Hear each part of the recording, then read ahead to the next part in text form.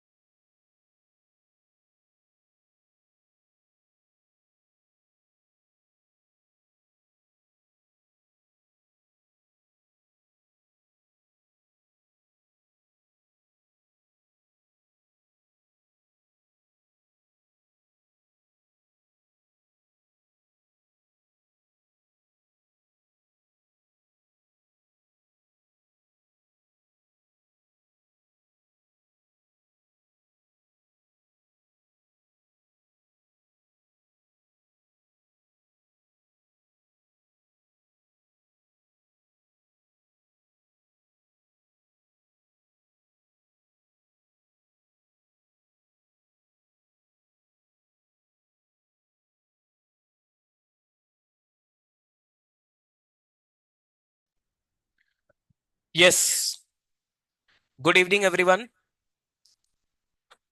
हाँ जी। Good evening everyone. कैसे हैं आप सब? क्या हाल चाल है आप लोगों के? बस 2-3 मिनट और रुक जाओ। और भी बच्चों को ज्वाइन करने दो, फिर हम स्टार्ट करते हैं। 2-3 मिनट की बात और है। कहीं आपको जाना नहीं है, बस 2-3 मिनट की बात और है। How much time is there for starting? बस बेटा होने वाला है। सूर्यांशी होने वाला है। 2 मिनट और बस।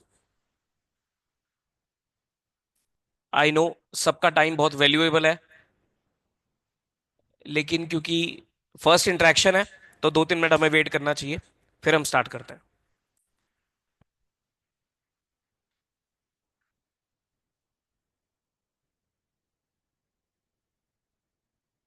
इतना आप ये बता दीजिए, ऑडियो क्लियर है? वॉइस वगैरह क्लियर है बिल्कुल? ऑडियो वीडियो सब क्लियर है?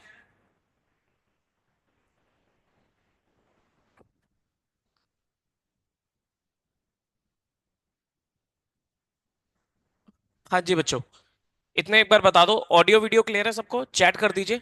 चैट में लिखिए ऑडियो वीडियो क्लियर है, ऑल क्लियर लिख दीजिए। All clear.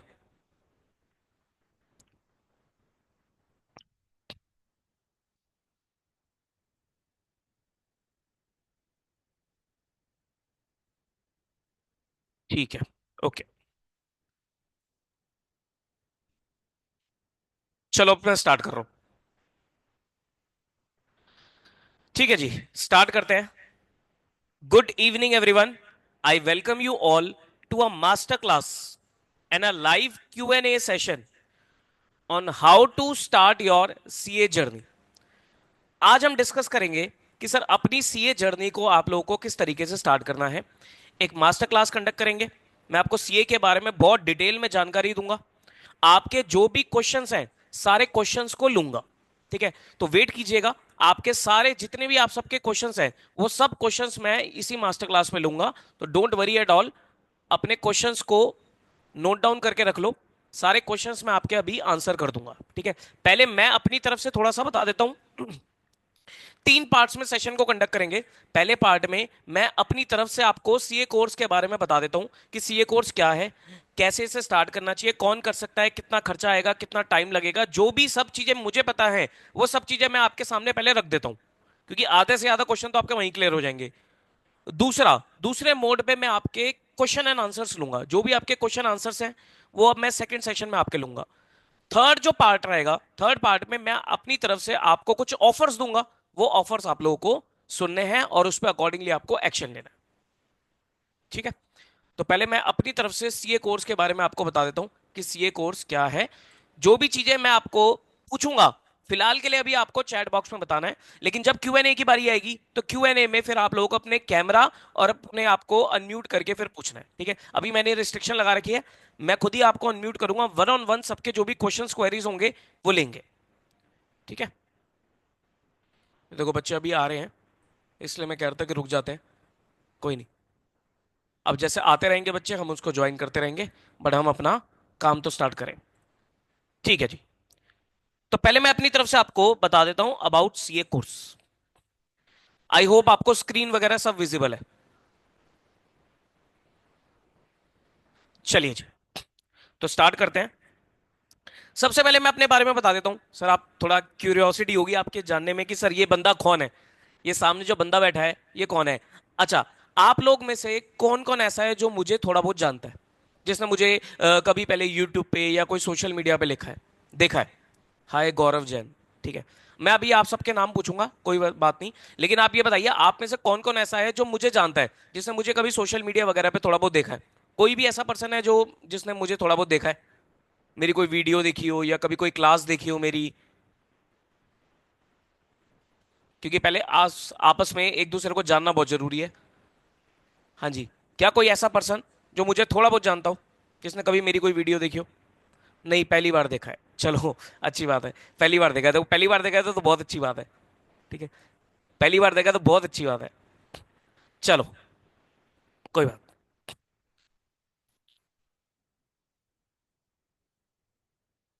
Okay,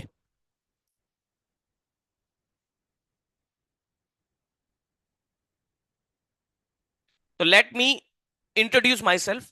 my self Varun Jain and I am chartered accountant by profession, CA Varun Jain मेरा नाम है।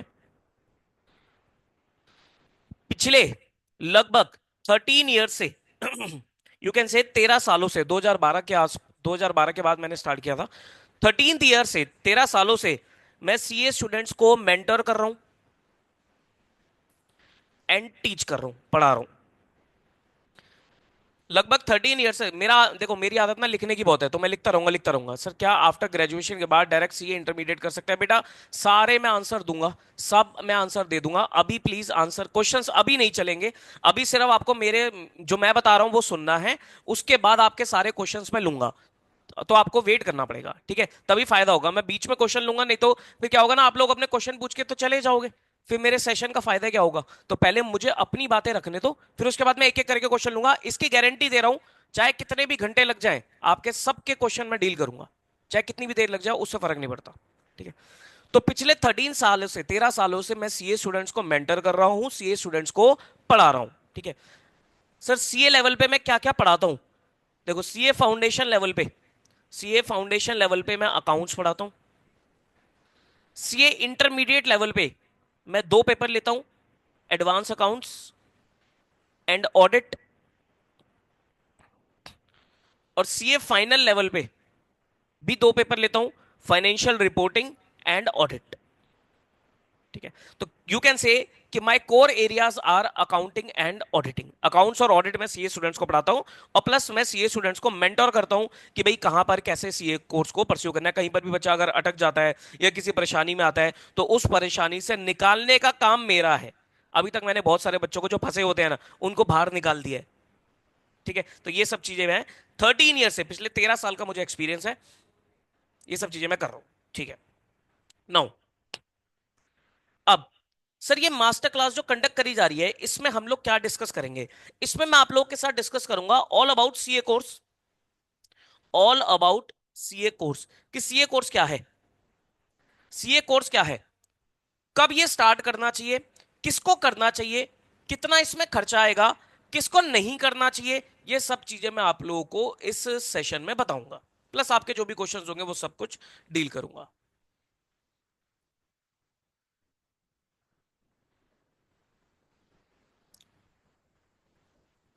ठीक है, चलो तो सीए कोर्स के बारे में एक बार थोड़ा बहुत जानते हैं। सीए कोर्स के बारे में जानते हैं थोड़ा बहुत। चार्टर्ड अकाउंटेंसी कोर्स, देखो सीए कोर्स जैसा कि आप लोगों को पता है कि सर कॉमर्स में, कॉमर्स फील्ड में टॉप मोस्ट, कॉमर्स फील्ड में टॉप मोस्ट कोर्स माना जाता है ये। किस वजह से टॉप मोस्ट कोर्स माना जाता है? मोस्ट रिस्पेक्टेड, सबसे ज्यादा अगर कहते हैं ना रिस्पेक्ट, रिकॉग्निशन, पैसा इस कोर्स में है। इस कोर्स को करने में खर्चा ज्यादा नहीं आता, लेकिन इस कोर्स को करने में हार्ड वर्क ज्यादा इन्वॉल्व रहता है, मेहनत करनी पड़ती है। पैसा ज्यादा इन्वॉल्व नहीं होता, बट मेहनत आप लोगों को करनी पड़ेगी। ठीक है, तो ये मेहनत करने वाला कोर्स है, ये इन्वेस्टमेंट वाला कोर्स नहीं है। अगर आप और कोर्सेज से कंपेयर करो, लेट से आप एमबीए वगैरह से कंपेयर कर लो, और भी किसी भी कोर्स से कंपेयर कर लो, दोस कोर्सेज आर कॉस्टली, खर्चे वाले हैं। ठीक है, लेकिन ये कोर्स है, ये कम खर्चे वाला है। मैं अभी आपको बताऊंगा खर्चा कितना आएगा। जिस बच्चों ने ग्रुप ज्वाइन कर रखे थे, मैंने ग्रुप पे भी बहुत सारी चीजें बताई रखी है आपको, लेकिन स्टिल मैं आपको दोबारा बताऊंगा कितना खर्चा आएगा। बट ये मेहनत मांगता है। ठीक है, समय, टाइम कितना लगता है सर इस कोर्स को करने में? ऑन एन एवरेज अगर मैं पकड़ के चलूं, ऑन एन एवरेज 4 से 4.5 साल तक का टाइम लग जाता है। एक एवरेज ले रहा हूं मैं, 4 से 4.5 साल। इससे पहले भी हो सकता है, लगने को बहुत टाइम भी लग सकता है। ठीक है, लेकिन एक एवरेज अगर निकाला जाए तो 4 से 4.5 साल में ये कोर्स कवर हो सकता है। ठीक है, क्या इसके साथ हमें ग्रेजुएशन करनी चाहिए? वो भी मैं अभी आपको बताऊंगा कि ग्रेजुएशन रेगुलर करनी चाहिए, पार्ट टाइम करनी चाहिए, कॉरेस्पॉन्डेंस में जाना चाहिए, कैसे करना चाहिए, वो सब चीजें मैं आपको बताऊंगा। सीए कोर्स में आपके 3 लेवल्स होते हैं। सबसे पहला जो लेवल होता है सीए कोर्स में, पहला जो लेवल होता है that is your foundation level. Foundation, आप लोग क्या करते हैं सर, आप लोग ना सीए कोर्स की जो स्टार्टिंग होती है, वो जरूरी नहीं है कि आप लोगों को 12th के बाद ही सीए कोर्स स्टार्ट करना है। आप 10वीं के एग्जाम देने के बाद भी सीए कोर्स में एडमिशन ले सकते हो। ध्यान से सुनना क्या बोला मैंने, 10th के एग्जाम देने के बाद भी आप सीए कोर्स में एडमिशन ले सकते हो, लेकिन एग्जाम आप कभी दोगे? एग्जाम आप 12th के एग्जाम देने के बाद ही आप एलिजिबल होते हो सीए में एग्जाम देने के लिए। ठीक है, मतलब वंस आपके 12th के एग्जाम हो जाते हैं, उसके बाद ही आप सीए फाउंडेशन के एग्जाम में बैठ सकते हो। ऐसा जरूरी नहीं है कि सर 12th का रिजल्ट आने के बाद मैं सीए फाउंडेशन में बैठूंगा, वो पहले हुआ करता था, लेकिन अब ऐसा नहीं है। अब तो इंस्टीट्यूट ने रिलैक्सेशन दे दी है कि आपने 12th का एग्जाम दिया, उसके बाद जो भी अटेम्प्ट पड़ रहा है तो आप लोग सीए फाउंडेशन में बैठ सकते हो, प्रोवाइडेड कि आपका रजिस्ट्रेशन हो रखा हो आईसीआई में। रजिस्ट्रेशन की क्या टाइम लिमिट है सर? जब भी आपका एग्जाम ड्यू है, उससे 6 महीने पहले पहले आप लोगों को क्या कराना है सर? रजिस्ट्रेशन करा लेना। ठीक है, जैसे अब आप लोगों का एग्जाम जो है वो सितंबर में है। अब आप लोगों का जो एग्जाम है वो कब है? सितंबर में है। तो सितंबर की लास्ट डेट, सितंबर एग्जाम में बैठने की लास्ट डेट, वो मैं आपको बता देता हूं, 1 मई। जो भी बच्चा सितंबर एग्जाम देना चाहता है, जो भी बच्चा सितंबर एग्जाम देना चाहता है, तो उसकी लास्ट डेट निकल चुकी है। लास्ट डेट थी 1 मई। 1 मई, 1 मई तक अगर आप रजिस्ट्रेशन करा लेते आईसीईआई में, तो आप लोग सितंबर एग्जाम के लिए एलिजिबल थे। ठीक है, लेकिन अब अगर आपका रजिस्ट्रेशन पेंडिंग है और अब अगर आप आईसीआई में रजिस्ट्रेशन कराते हो फाउंडेशन लेवल पे, तो आपका एग्जाम सितंबर 25 नहीं पड़ेगा। सितंबर 25 की तो डेट जा चुकी है। अब आप लोगों का एग्जाम पड़ेगा जनवरी 2026। जनवरी 2026 में आप लोगों का एग्जाम पड़ेगा। अच्छा, एक बार चैट बॉक्स में बताओ कितने बच्चे ऐसे हैं, कितने बच्चे ऐसे हैं जो लोग सितंबर में एग्जाम दे रहे हैं फाउंडेशन का? जो भी बच्चे सितंबर में एग्जाम दे रहे हैं, या एक काम करो, सब लोग अपना अपना अटेम्प्ट लिख दो। सब लोग अपना अपना अटेम्प्ट लिख दो कि आप में से कौन सा बच्चा कौन से अटेम्प्ट में देगा। अगर आप सितंबर में दे दो सितंबर लिख दो, जनवरी में आपका एग्जाम है तो जनवरी लिखो। ठीक है, एक बार सारे बच्चे प्लीज चैट बॉक्स में लिख दीजिए कि आपका अटेम्प्ट कब है, सितंबर में है, जनवरी। सबका आंसर चाहिए मुझे प्लीज, तभी मेरे को थोड़ा सा आइडिया मिलेगा कि मेरे को ये पता लग जाएगा ना कि मेरा जो क्राउड सामने बैठा है वो सितंबर वाला है या जनवरी वाला है। तो एक बार आप लोग बता दीजिए, एक बार आप लोग प्लीज सब बताइए कि सितंबर में आपका एग्जाम है या जनवरी में एग्जाम है। 3 बच्चों का आया है अभी जनवरी, बाकी बच्चे प्लीज बताइए। I study in 11th standard, ठीक है, एक बच्चा 11th में है, सोच रहा हूं जनवरी, गुड। 26 सितंबर, ओके। बाकी बच्चे भी बताओ भाई कि आपका सितंबर में एग्जाम है या जनवरी में एग्जाम है, तो मेरे को आइडिया मिल जाएगा, फिर मैं उस हिसाब से आपको समझाऊंगा। क्योंकि देखो सितंबर में तो फिर आप लोगों के पास टाइम नहीं है, सितंबर में आप लोगों के पास टाइम नहीं है। जनवरी में ठीक है, अभी आप प्लानिंग कर सकते हो। ठीक है, डेट्स मैंने आपको बता दी है। अगर आपको सितंबर में एग्जाम देना था तो आपका 1 मई लास्ट डेट थी, तो जिसने उससे पहले ऑब्वियसली जिसने 1 मई से पहले पहले रजिस्ट्रेशन करा लिया वो सितंबर में दे सकता है, जिसने अभी तक रजिस्ट्रेशन कराया ही नहीं है वो जनवरी में देगा एग्जाम। अनुराग कहता है सर मैं अभी 12th में हूं, ठीक है बेटा, अगर आप अभी 12th में हो तो भी अच्छी बात है, आपको जानकारी है, हो जाएगी, बहुत अच्छी, बहुत बढ़िया चीज है। जो बच्चे 11th 12th में भी हैं और जो इस सेशन को देख रहे हैं, ब्रिलियंट, मैं तो उनको ब्रिलियंट मानता हूं। That means they are pre planning, pre planning है कि भाई मेरे को किस तरीके से परफॉर्म करना है। जो लोग भी अभी 12th में हैं तो उनका जो एग्जाम पड़ेगा वो 2026 में पड़ेगा, तो मई अटेम्प्ट में वो जा सकते हैं। बस ध्यान रहे मई अटेम्प्ट में जाने के लिए आपको 1 जनवरी 2026 से पहले पहले रजिस्ट्रेशन कराना है। ध्यान से सुनना, जो बच्चे भी 11वीं में हैं, जो भी बच्चे 12वीं में है, 12th में स्पेशली, ठीक है, तो 12th में वाले बच्चों को मई अटेम्प्ट मिल सकता है, मई 2026 अटेम्प्ट मिल सकता है। लेकिन मई की जो लास्ट डेट होती है ना रजिस्ट्रेशन की, वो होती है 1 जनवरी। तो अगर आप 1 जनवरी 26 से पहले पहले रजिस्ट्रेशन करा लेते हो तो आप मई 26 में एलिजिबल रहोगे।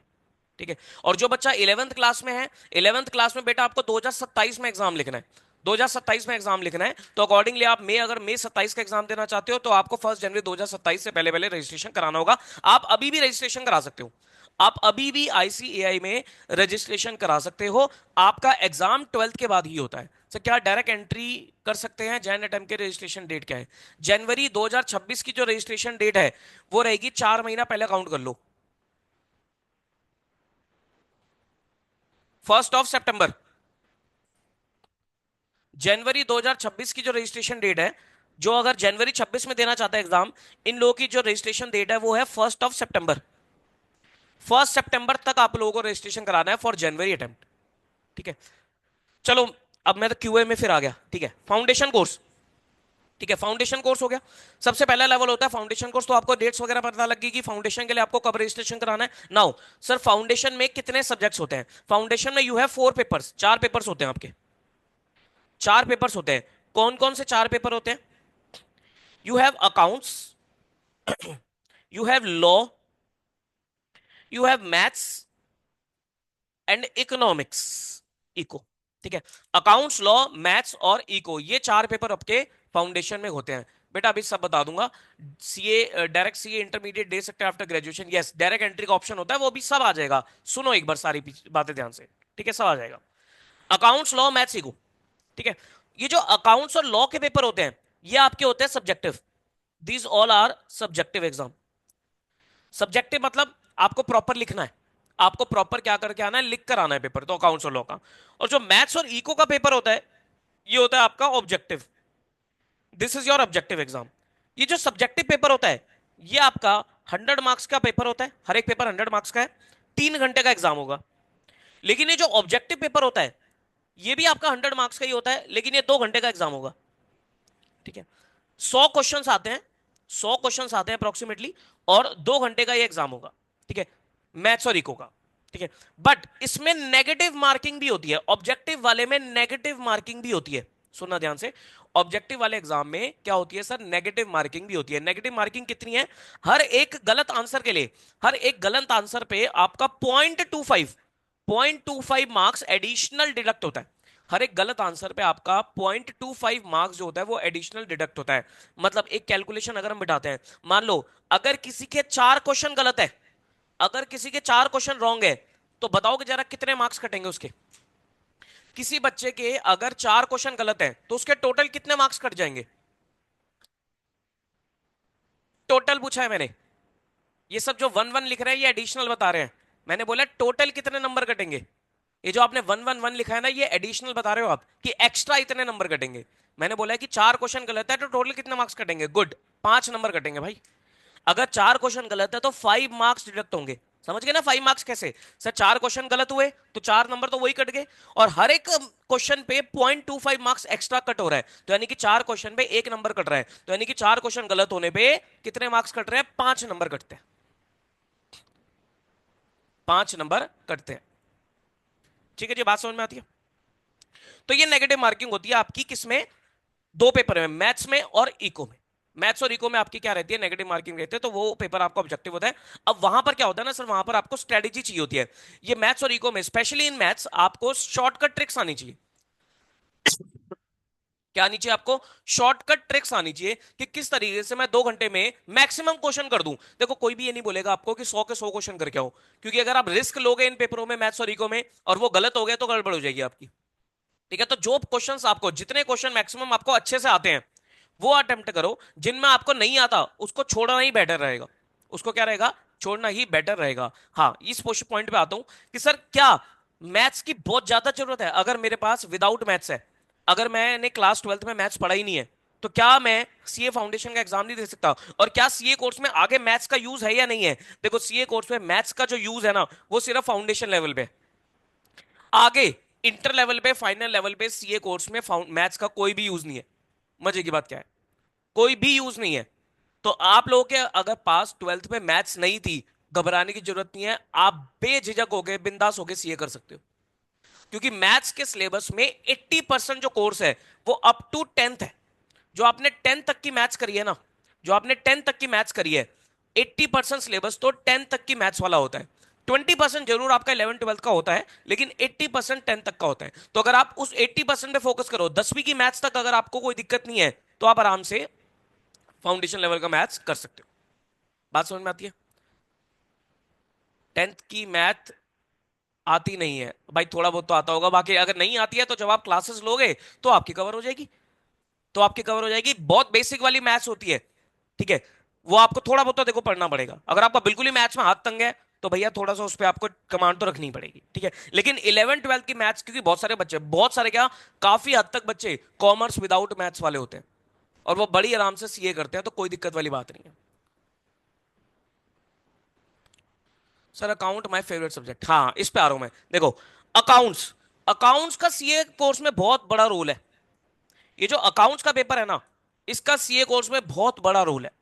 तो आप लोगों का ना अकाउंट्स बहुत अच्छा होना चाहिए। अच्छा हो या ना हो, मैं ये नहीं कह रहा स्ट्रांग हो, मैं ये नहीं कह रहा कि आपका अकाउंट्स बहुत ज्यादा स्ट्रांग हो। स्ट्रांग तो सीए पढ़ते पढ़ते बनेगा। 11th 12th में बेसिकली क्या होता है ना, चीजों को थोड़ा सा रट्टाफिकेशन की तरफ लेके जाते हैं। 11th 12th में मैंने ज्यादातर ये देखा है कि टीचर्स वगैरह क्या करते हैं ना, कॉन्सेप्ट को ज्यादा डीप में ना समझा के ना, वो एंट्रियां रटवा देते हैं, तरीके बता देते हैं, तरीके बता देते हैं कि भी ऐसे ऐसे ऐसे ऐसे ऐसे ऐसे होगा, ठीक है। लेकिन उसके एक्चुअली में पीछे कॉन्सेप्ट क्या है, उस चीज को नहीं बताते। लेकिन जब मैं अकाउंट्स पढ़ाता हूं तो मैं आपको हर चीज की इन डेप्थ लेके जाऊंगा, हर चीज की इन डेप्थ लेके जाऊंगा कि कोई भी अगर एडजस्टमेंट है तो उसका लॉजिक क्या है, उसके पीछे एंट्री क्या डली, और एंट्री ऐसी बनी क्यों। जर्नल एंट्री पे कमांड होनी बहुत जरूरी होती है। तो वो जर्नल एंट्री कैसे बनानी है, वो सब चीजें मैं आपको बहुत अच्छे से सिखा देता हूं। तो वो चीज आपकी फाउंडेशन लेवल में बहुत बढ़िया हो जाएगी, क्रिस्टल क्लियर हो जाएगी, ठीक है। तो अकाउंट्स का बहुत बड़ा रोल है। अगर आपको अकाउंट्स में ही इंटरेस्ट नहीं है, अगर आपको अकाउंट्स में ही इंटरेस्ट नहीं है, आपको अकाउंट्स कम पसंद है, अकाउंट्स पढ़ने में मजा नहीं आता, तो भाई सीए कोर्स फिर आपके लिए नहीं है। फिर सीए कोर्स आप लोगों के लिए नहीं है। ये चीज मैं क्लियर बोल रहा हूं कि अगर आपको अकाउंट्स में इंटरेस्ट कम है, या अकाउंट्स पसंद नहीं है, या अकाउंट्स पढ़ने में मजा नहीं आता है, तो फिर सीए कोर्स आप लोगों के लिए नहीं है। फिर सीए करने का कोई भी बेनिफिट नहीं है, क्योंकि सीए कोर्स में अकाउंट्स ही अकाउंट्स भरी पड़ी है। आगे जिस भी लेवल पे जाओगे, इंटरमीडिएट लेवल पे जाओगे, अलग अलग सब्जेक्ट्स पढ़ोगे, हर जगह आप देखोगे सर अकाउंट्स का कहीं ना कहीं क्या है, कनेक्शन है, ठीक है। सर मुझे थ्योरी नहीं आती, पर अकाउंट के न्यूमेरिकल लगाने में बहुत अच्छा लगता है। देखो थ्योरी भी थोड़ी बहुत पढ़नी पड़ती है, थ्योरी तो बहुत जरूरी होती है, थ्योरी तो बहुत जरूरी होती है। अच्छा बच्चे, अब देखो यही वाले पॉइंट पे आ गए ना, आप लोग कह रहे हो सर मुझे थ्योरी नहीं आती, अकाउंट्स में ना मुझे थ्योरी नहीं आती, थ्योरी नहीं समझ में आती है, थ्योरी में पढ़ता ही नहीं। मैं जब पढ़ाता हूं ना सर, मैं थ्योरी से ही शुरुआत करता हूं, और थ्योरी तो बहुत जरूरी है। जब तक आपका थ्योरेटिकल बेस क्लियर नहीं होगा ना, तो प्रैक्टिकल आप कर ही नहीं सकते। जब तक आपके बेसिक अकाउंटिंग कॉन्सेप्ट्स ही पक्के नहीं होंगे, तब तक आप अकाउंटिंग एंट्री डाल ही नहीं सकते, आप लोग अकाउंट्स में आगे बढ़ ही नहीं सकते।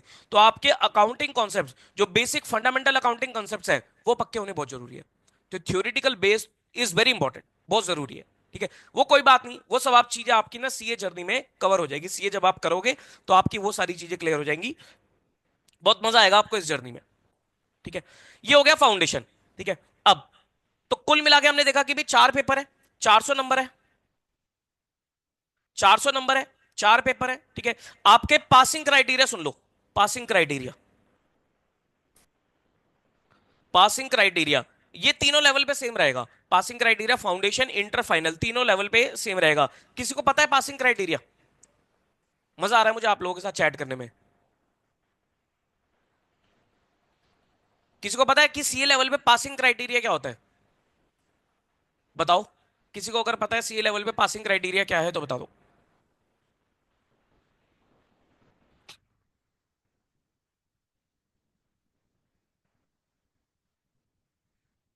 40 मार्क्स ईच सब्जेक्ट, 400 में से 200 लाने पड़ते हैं। बहुत बढ़िया, गुड, सही बताया आप लोगों ने। कुछ बच्चों के क्वेश्चन आए, सर आपको सीए करने में कितना टाइम लगा था? मैं अपना बता दूंगा अभी, मैं अपना बता दूंगा। मैं एज बता देता हूं। मैं 24 साढ़े 24 साल में सीए बन गया था, जब मैं 24.5 ईयर्स का था, अबाउट 25 होने वाला था, तब मैं सीए बना था। ठीक है, अभी मैं आपको बताऊंगा क्या क्या था मेरा। सर क्या फाउंडेशन में क्लास 12th अकाउंट आती है या चेंज होती है? मोस्टली क्लास 12th ही है, लेकिन क्या है ना, लेवल बढ़ जाता है और कुछ चैप्टर्स आपके एडिशनल भी आ जाते हैं। 40 मार्क्स इस सब्जेक्ट, 400 में से 200 लाने पड़ते हैं। ठीक है, बिल्कुल ठीक। सर आपका पासिंग क्राइटेरिया क्या है? 40% पर सब्जेक्ट। पर सब्जेक्ट आपको 40 मार्क्स चाहिए, और एग्रीगेट, एग्रीगेट आपका कितना होना चाहिए? 50% होना चाहिए। यानी कि 400 में से आपको टोटल 200 नंबर चाहिए। 400 में से आपको कितने नंबर चाहिए? 200 नंबर चाहिए। और हर एक पेपर में आपके मिनिमम 40 नंबर होने चाहिए। मतलब अगर आपके सब पेपर में ऐसे मार्क्स आ गए, 45 45 40 40, सुनना, 45 45 40 40, तो क्या आप पास हुए? अगर आपके 45 45 40 40, तो क्या आप पास हुए? आंसर इज नो, पास नहीं हुए। हर एक सब्जेक्ट, भाई अगर मैं इसको टोटल करता हूं, ये टोटल कितना बन रहा है? ये टोटल बन रहा है आपका 170। तो क्या आप पास हुए? नहीं हुए। क्यों नहीं हुए पास? क्योंकि आपका एग्रीगेट 200 नहीं बना। एग्रीगेट 200 नहीं बना, तो यहां पर बच्चे फंसते हैं। ये थोड़ा सा यहां पर डिफिकल्टी लेवल आ जाता है। यहां पर बच्चा क्या हो जाता है सर, फंस जाता है कि भाई वो पास तो सब में हो गया, वो पास तो सब में हो गया, लेकिन टोटल नहीं बना। लेकिन क्या नहीं बना आपका? टोटल नहीं बना। ठीक है, तो टोटल आपका 200 नंबर होना बहुत जरूरी है। सर फाउंडेशन में 11th अकाउंट्स भी होती है। भाई साहब 11 12 की पूरी अकाउंट्स होती है फाउंडेशन में, और 11th अकाउंट्स तो बेस है। अकाउंटिंग का तो बेस ही 11th अकाउंट्स है, तो 11th अकाउंट्स तो सबसे ज्यादा जरूरी है। ठीक है, तो अगर आपके ऐसे ऐसे नंबर आते हैं 45 45 40 40, तो सर आप पास नहीं हुए। क्यों नहीं हुए? एग्रीगेट 200 नहीं बना। हर एक इंडिविजुअल में तो पास हो गए, लेकिन एग्रीगेट 200 नहीं बना, तो एग्रीगेट 200 होना बहुत जरूरी है। ठीक है, तो ये आपका क्या रहेगा? पासिंग क्राइटेरिया रहता है। पासिंग क्राइटेरिया समझ में आ गया? तो ये फाउंडेशन लेवल में कोई भी किसी को कोई क्वेरी हो तो पूछ लो। अब अगर आपको कोई क्वेरी हो चैट बॉक्स में, तो आप फाउंडेशन लेवल पे पूछ लो।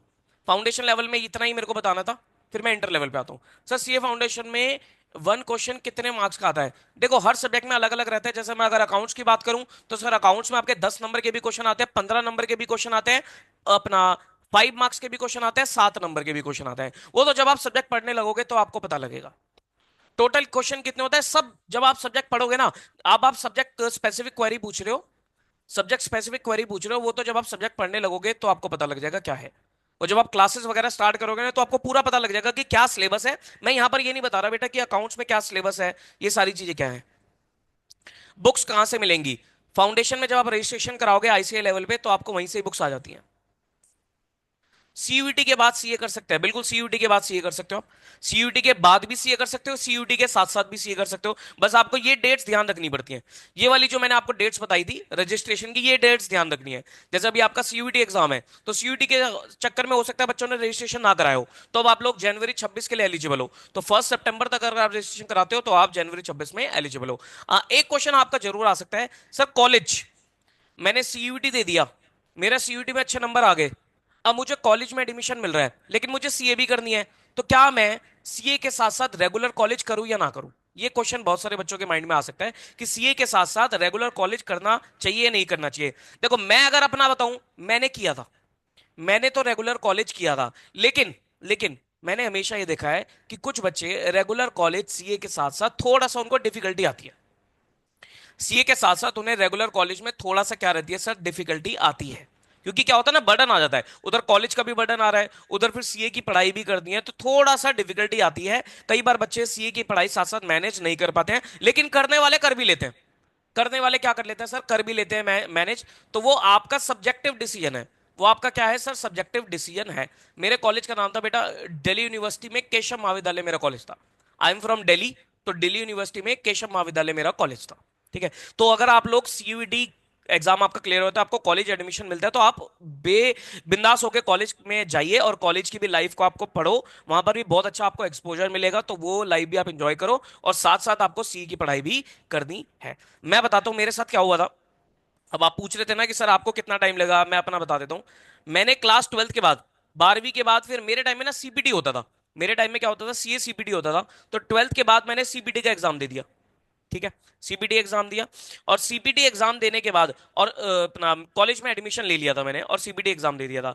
अब मेरा क्या चल रहा था सर, कॉलेज का फर्स्ट ईयर, उस टाइम सेमेस्टर नहीं होता था तो ईयरली एग्जाम होते थे। तो फर्स्ट ईयर और सेकेंड ईयर, यहां पर मेरा सीए इंटरमीडिएट भी चल रहा था और कॉलेज का फर्स्ट ईयर और सेकंड ईयर भी चल रहा था। मुझे बर्डन फील होता था, मुझे बर्डन फील होता था। लेकिन आज के टाइम में तो रिलैक्स है, क्योंकि हमारे टाइम में कोई ऐसे ऑनलाइन क्लासेस का टाइम पीरियड नहीं था, कोई रिकॉर्डेड लेक्चर्स का कुछ वो स्कोप नहीं था। उस टाइम पे, हमारे टाइम में तो भैया ऑफलाइन ही क्लासेस होती थी, तो सारी सब्जेक्ट क्लासेस तो मैंने ली भी नहीं थी। कुछ क्लासेस जो मैंने ली थी उसको मैंने ऑफलाइन ही, हमारी क्लासेस होती थी तो मेरे को कॉलेज के बाद क्लास लेने भी जाना पड़ता था। लेकिन आज के टाइम में तो भैया ऑनलाइन जमाना है, तो बच्चे लेक्चर्स लेते हैं और अपना कॉलेज जाते हैं, और उसके बाद क्या करते हैं, अपना लेक्चर्स वगैरह घर पे बैठ के अटेंड कर लेते हैं। तो जब मैं फर्स्ट ईयर और सेकंड ईयर में था, तब तक मेरा सी इंटरमीडिएट क्लियर हो गया था, सिंगल सिंगल ग्रुप करके दिया था मैंने, सी इंटरमीडिएट क्लियर हो गया था। नाउ अब मेरे पास क्या था, अब मेरे पास कॉलेज का थर्ड ईयर पेंडिंग था, और उधर मुझे आर्टिकलशिप स्टार्ट करनी थी, इंटर्नशिप स्टार्ट करनी थी। ठीक है, तो क्या किया मैंने, मैंने इंटर्नशिप को 1 साल डिले कर दिया। तो यू कैन से कि मैंने सीए को ना 1 साल डिले कर दिया था। मैंने कॉलेज का थर्ड ईयर पूरा किया, क्योंकि भी 2 साल तक तो मैं रेगुलर कर चुका था। अब उसके बाद मेरे को कोरस्पॉन्डेंस में शिफ्ट होने का कोई लॉजिक दिख नहीं रहा था, तो मैंने सीए को 1 साल डिले करा, और फिर मैंने अपने कॉलेज का थर्ड ईयर पूरा किया। हाँ, डिले कर सकते हो आप, वो तो आपके ऊपर है ना, आप सीए कितने मर्जी डिले करते रहो, कोई दिक्कत नहीं है। तो मैंने 1 साल डिले करने के बाद थर्ड ईयर कॉलेज का कंप्लीट किया। कॉलेज में भी मैंने क्या किया था ना, सेकंड ईयर तक मैं इतना टाइम नहीं दे पाया था कॉलेज में, क्योंकि सी की पढ़ाई चल रही थी। तो थर्ड ईयर मैंने अच्छे से क्या किया, कॉलेज को एंजॉय किया, वहां का एक्सपोजर लिया, वहां का इन्वायरमेंट एंजॉय किया। कॉलेज में अलग अलग ट्रेनिंग्स होती हैं, कॉलेज में अलग अलग फेस्टिवल्स होते हैं, कॉलेज में अलग अलग इवेंट्स होते हैं, उन सब सब में पार्टिसिपेट किया। तो कॉलेज लाइफ को 1 साल क्या किया, थर्ड ईयर में एंजॉय किया। जैसे ही थर्ड ईयर कॉलेज कंप्लीट हुआ, रेगुलर कॉलेज खत्म हुआ, उसके बाद फिर मैंने आर्टिकलशिप ज्वाइन करी, और आर्टिकलशिप को तसल्ली से किया, अच्छी जगह आर्टिकलशिप करी, एक्सपोजर लिया वहां पर, और फिर फाइनल का एग्जाम दिया। फाइनल का एग्जाम मेरा तीसरी बारी में निकला था। ठीक है, पहली बारी में दिया नहीं निकला, दूसरी बारी, पहली बारी में जब दिया तो मेरी गलती की वजह से नहीं निकला, क्योंकि मैंने ढंग से पढ़ाई नहीं करी। लेकिन दूसरी बारी जब एग्जाम दिया, बहुत मेहनत करी, लेकिन फिर भी नहीं निकला, थोड़ा सा दुख हुआ दूसरी बारी में। लेकिन तीसरी बारी में मैंने और मेहनत करी, और फिर तीसरी बारी में आई क्लियर्ड माय सीए एग्जाम्स। ठीक है, ये सब चीजें हैं। क्या सर जब आपका इंटरमीडिएट पूरा हो जाएगा तब आपको सीए की ट्रेनिंग दी जाती है? सीए फाउंडेशन एग्जाम में कितना आवर्स पढ़ना चाहिए कम से कम? अगर मैं बोलूं ऑन एन एवरेज, शुरुआत जब आपकी होती है ना सीए फाउंडेशन की, तो आप 6 to 8 आवर्स, इनिशियली आप 6 से 8 घंटे लो सीए फाउंडेशन की पढ़ाई में। लेकिन धीरे धीरे करते करते इसको 10 से 12 घंटे लेके जाना है आपको। जब आपका एग्जाम टाइम आसपास होगा, एग्जाम में 1-2 महीना रह जाएगा, तो आपको 10 से 12 घंटे, लेकिन शुरुआत आपको 6 से 8 घंटे पे करनी है। अब मैं सेकंड क्वेश्चन आपका क्या है, मैं समझ नहीं पा रहा। आपका इंटरमीडिएट पूरा हो जाएगा तो आपको सीए की ट्रेनिंग दी जाती है। सीए की ट्रेनिंग हमें करनी पड़ती है, इंटर्नशिप आर्टिकलशिप बोलते हैं उसे, वो हमें करनी पड़ती है। सीयूटी की क्लासेस बेटा अभी मेरा कोई प्लान नहीं है, अभी मैं सीए पे ही फोकस कर रहा हूँ, सीए में ही काम बहुत है, इतना टाइम नहीं मिलता, तो मैं सीए पे ही लगा रहता हूँ। ठीक है, तो वो आर्टिकलशिप वगैरह करनी होती है। क्लियर है यहां तक की बात? ठीक है, अब मैं अगले लेवल पे आता हूं। अब मैं अगले लेवल पे आता हूं, दैट इज इंटरमीडिएट। उसके बाद फाउंडेशन आपका क्लियर हो जाएगा, गुड। अब आप अगले लेवल पे आएंगे, that is CA intermediate, inter. CA intermediate में आपके 6 सब्जेक्ट्स हैं, 6 सब्जेक्ट्स। ठीक है, डिवाइडेड इनटू 2 ग्रुप्स, 2 ग्रुप्स में डिवाइडेड है ये, ग्रुप 1, ग्रुप 2। ठीक है, आर्टिकलशिप 2 साल की होती है बेटा, आर्टिकलशिप 2 साल की होती है। ग्रुप 1, सर ग्रुप 1 में जो आपके पेपर रहते हैं वो रहता है एडवांस अकाउंट्स, 3 पेपर ग्रुप 1 में और 3 पेपर ग्रुप 2 में। एडवांस अकाउंट्स हो गया, देन आपका लॉ हो गया, देन आपका टैक्स हो गया।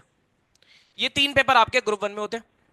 और ग्रुप 2 में भी आपके 3 पेपर होते हैं। कॉस्टिंग हो गया, कॉस्ट एंड मैनेजमेंट अकाउंटिंग, जिसे आप कॉस्टिंग बोल देते हो। एक आपका ऑडिट हो गया, ऑडिटिंग एंड एथिक्स करके।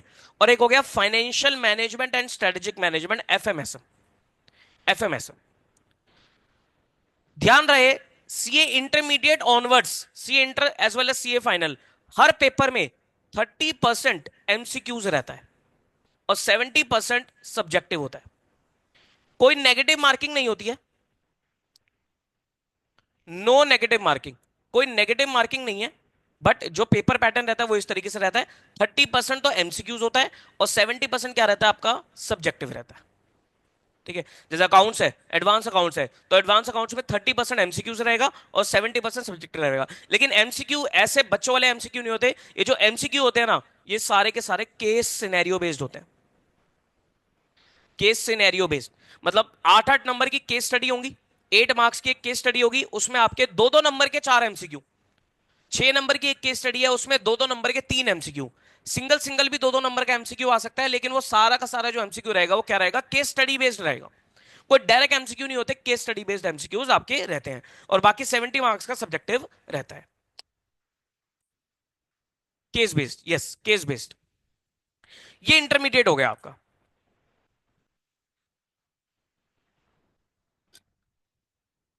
नाउ इंटरमीडिएट लेवल पे जो मैं पढ़ाता हूं पेपर, मैं अपने पेपर बताता हूं, इंटरमीडिएट लेवल पे मैं एडवांस अकाउंट्स और ऑडिट, ये 2 पेपर मैं पढ़ाता हूं, एडवांस अकाउंट्स और ऑडिट। ठीक है, सीए फाउंडेशन में रजिस्ट्रेशन कब कर सकते हैं, आईसीआई पे, जब मन करे करो। सीए फाउंडेशन में रजिस्ट्रेशन कब कर सकते हैं, जब आपका मन करे तब करो। बट आपको जो ऊपर मैंने डेट्स बताई है वो डेट्स ध्यान रखना। अभी मैं इंडिविजुअल क्वेश्चन लूंगा बेटा, थोड़ा सा मैं अपने बारे में ये सब बता दूं। ठीक है, ये इंटरमीडिएट हो गया। सर इंटरमीडिएट और फाउंडेशन में कितना फर्क है? देखो, फाउंडेशन के 4 पेपर मिलाकर इंटरमीडिएट के 1 या 2 पेपर बनेंगे। इंटरमीडिएट का एक अकेला टैक्स का पेपर जो होता है ना, वो फाउंडेशन के चारों पेपर के बराबर रहता है, लगभग बराबर रहता है। तो इंटरमीडिएट में क्या होता है ना, सिलेबस बहुत बढ़ जाता है, हैवी हो जाता है सिलेबस। इंटरमीडिएट में क्या होता है सर, सिलेबस बहुत ज्यादा हैवी हो जाता है, तो सिलेबस बढ़ जाता है। ठीक है, ये इंटरमीडिएट हो गया। ठीक है, इंटरमीडिएट में कोई क्वेश्चन, कोई क्वेरी, क्योंकि अभी आप लोग इंटरमीडिएट तक पहुंचोगे तो आपकी क्वेरी बनेगी, बट स्टिल एक बार तो मैं आपको बता ही देता हूं। इसके बाद, इसके बाद आपको करनी होती है, इंटरमीडिएट आपका क्लियर हो गया, दोनों ग्रुप क्लियर हो गया आपके। उसके बाद आफ्टर इंटरमीडिएट आपको आर्टिकलशिप करनी होती है। आप लोगों को क्या करनी होती है, आर्टिकलशिप करनी होती है। 2 साल की आर्टिकलशिप है। और साथ साथ ना, इसमें आईसीआई की एक आईटीटी ट्रेनिंग होती है और एक ओरिएंटेशन ट्रेनिंग होती है। आईटीटी और ओसी बोलते हैं उसे, वो आईटीटी और ओसी की ट्रेनिंग भी करनी होती है आप लोगों को। अभी तक बच्चे ज्वाइन कर रहे हैं, चलो कोई बात नहीं। ठीक है, तो आर्टिकलशिप 2 साल की आपको करनी होती है। सर ये आर्टिकलशिप कहां मिलेगी आपको? जितने भी सीए फॉर्म्स हैं, सीए फॉर्म्स में जाइए और आपको वहां से आर्टिकलशिप करनी होती है। आपको सीखना होता है, बेसिकली क्या होता है ना, प्रैक्टिकली आपको काम सीखना होता है। तो जो भी सीए फॉर्म्स हैं, आपने बिग 4 सीए फॉर्म्स का नाम सुना होगा, किसी ने बिग 4 सीए फॉर्म्स का नाम सुना है? अगर नाम सुना है तो बिग 4 के नाम लिख दो यहां पर।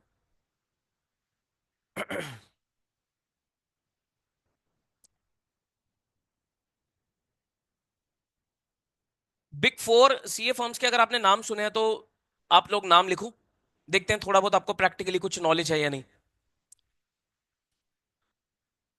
किसी ने बिग फोर के नाम नहीं सुने? कोई भी ऐसा बच्चा नहीं है? Big four CA firms, big force बोला जाता है उन्हें। यस, डिलॉयट, एक नाम आ गया डिलॉयट। ठीक है, चलो नहीं सुने होंगे बेसिकली। डिलॉयट, केपीएमजी दिल्ली में नहीं है, मतलब दिल्ली में ही ऐसा नहीं है कि दिल्ली में ही है, ऑल ओवर वर्ल्ड फैली हुई है बिग फोर। ये big four international CA firms है, ये ऑल ओवर वर्ल्ड फैली हुई है।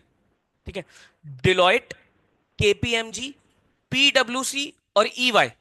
दोबारा, डिलॉयट, केपीएमजी, पीडब्ल्यूसी एंड ईवाई, ये चार क्या है, सीए फर्म्स है, टॉप फोर सीए फर्म्स है। ठीक है, जिनमें आप लोग आर्टिकलशिप करोगे तो आपका, आपकी जिंदगी सेट है, अगर आपको यहां पर मिल जाती है। लेकिन यहां पर मिलना इतना आसान नहीं होता, इनकी कुछ कंडीशंस होती हैं। अगर आप रैंक लेके आओगे सी एंट्री लेवल से, देखो फाउंडेशन में ना रैंक नहीं आती है, फाउंडेशन लेवल पे रैंक नहीं देता इंस्टीट्यूट, इंटरमीडिएट लेवल पे रैंक देता है। तो आप लोग अगर रैंक होल्डर हो तो आप लोग को इन फर्म्स में प्रेफरेंस मिलेगी। अगर आप लोगों ने एक ही बारी में सी इंटरमीडिएट क्लियर किया है तो आप लोग को इन फॉर्म्स में रेफरेंस मिलेगी। अगर आपकी कुछ जान पहचान है तो आप लोग इन फॉर्म्स में जाओ, बट स्टिल आप लोग को जरूर ट्राई करना चाहिए कि आपको बिग फोर में मिले। बिग फोर में नहीं मिलती है तो टॉप 10 में मिले, टॉप 10 में नहीं मिलती है तो टॉप 20 में मिले। सर ये लिस्ट कहां से मिलेगी? टॉप 50 सीए फर्म्स की लिस्ट आप गूगल पे टाइप करना, आपको गूगल पे मिल जाएगी। तो कोशिश करना कि उन 50 सीए फर्म्स में आपकी अगर आर्टिकलशिप लग जाती है तो बढ़िया रहेगा आप लोगों के लिए। ठीक है, अगर नहीं लगती है तो सर बहुत सारी सीए फॉर्म्स में आप अपनी जान पहचान में भी किसी सीए फॉर्म में कर सकते हो।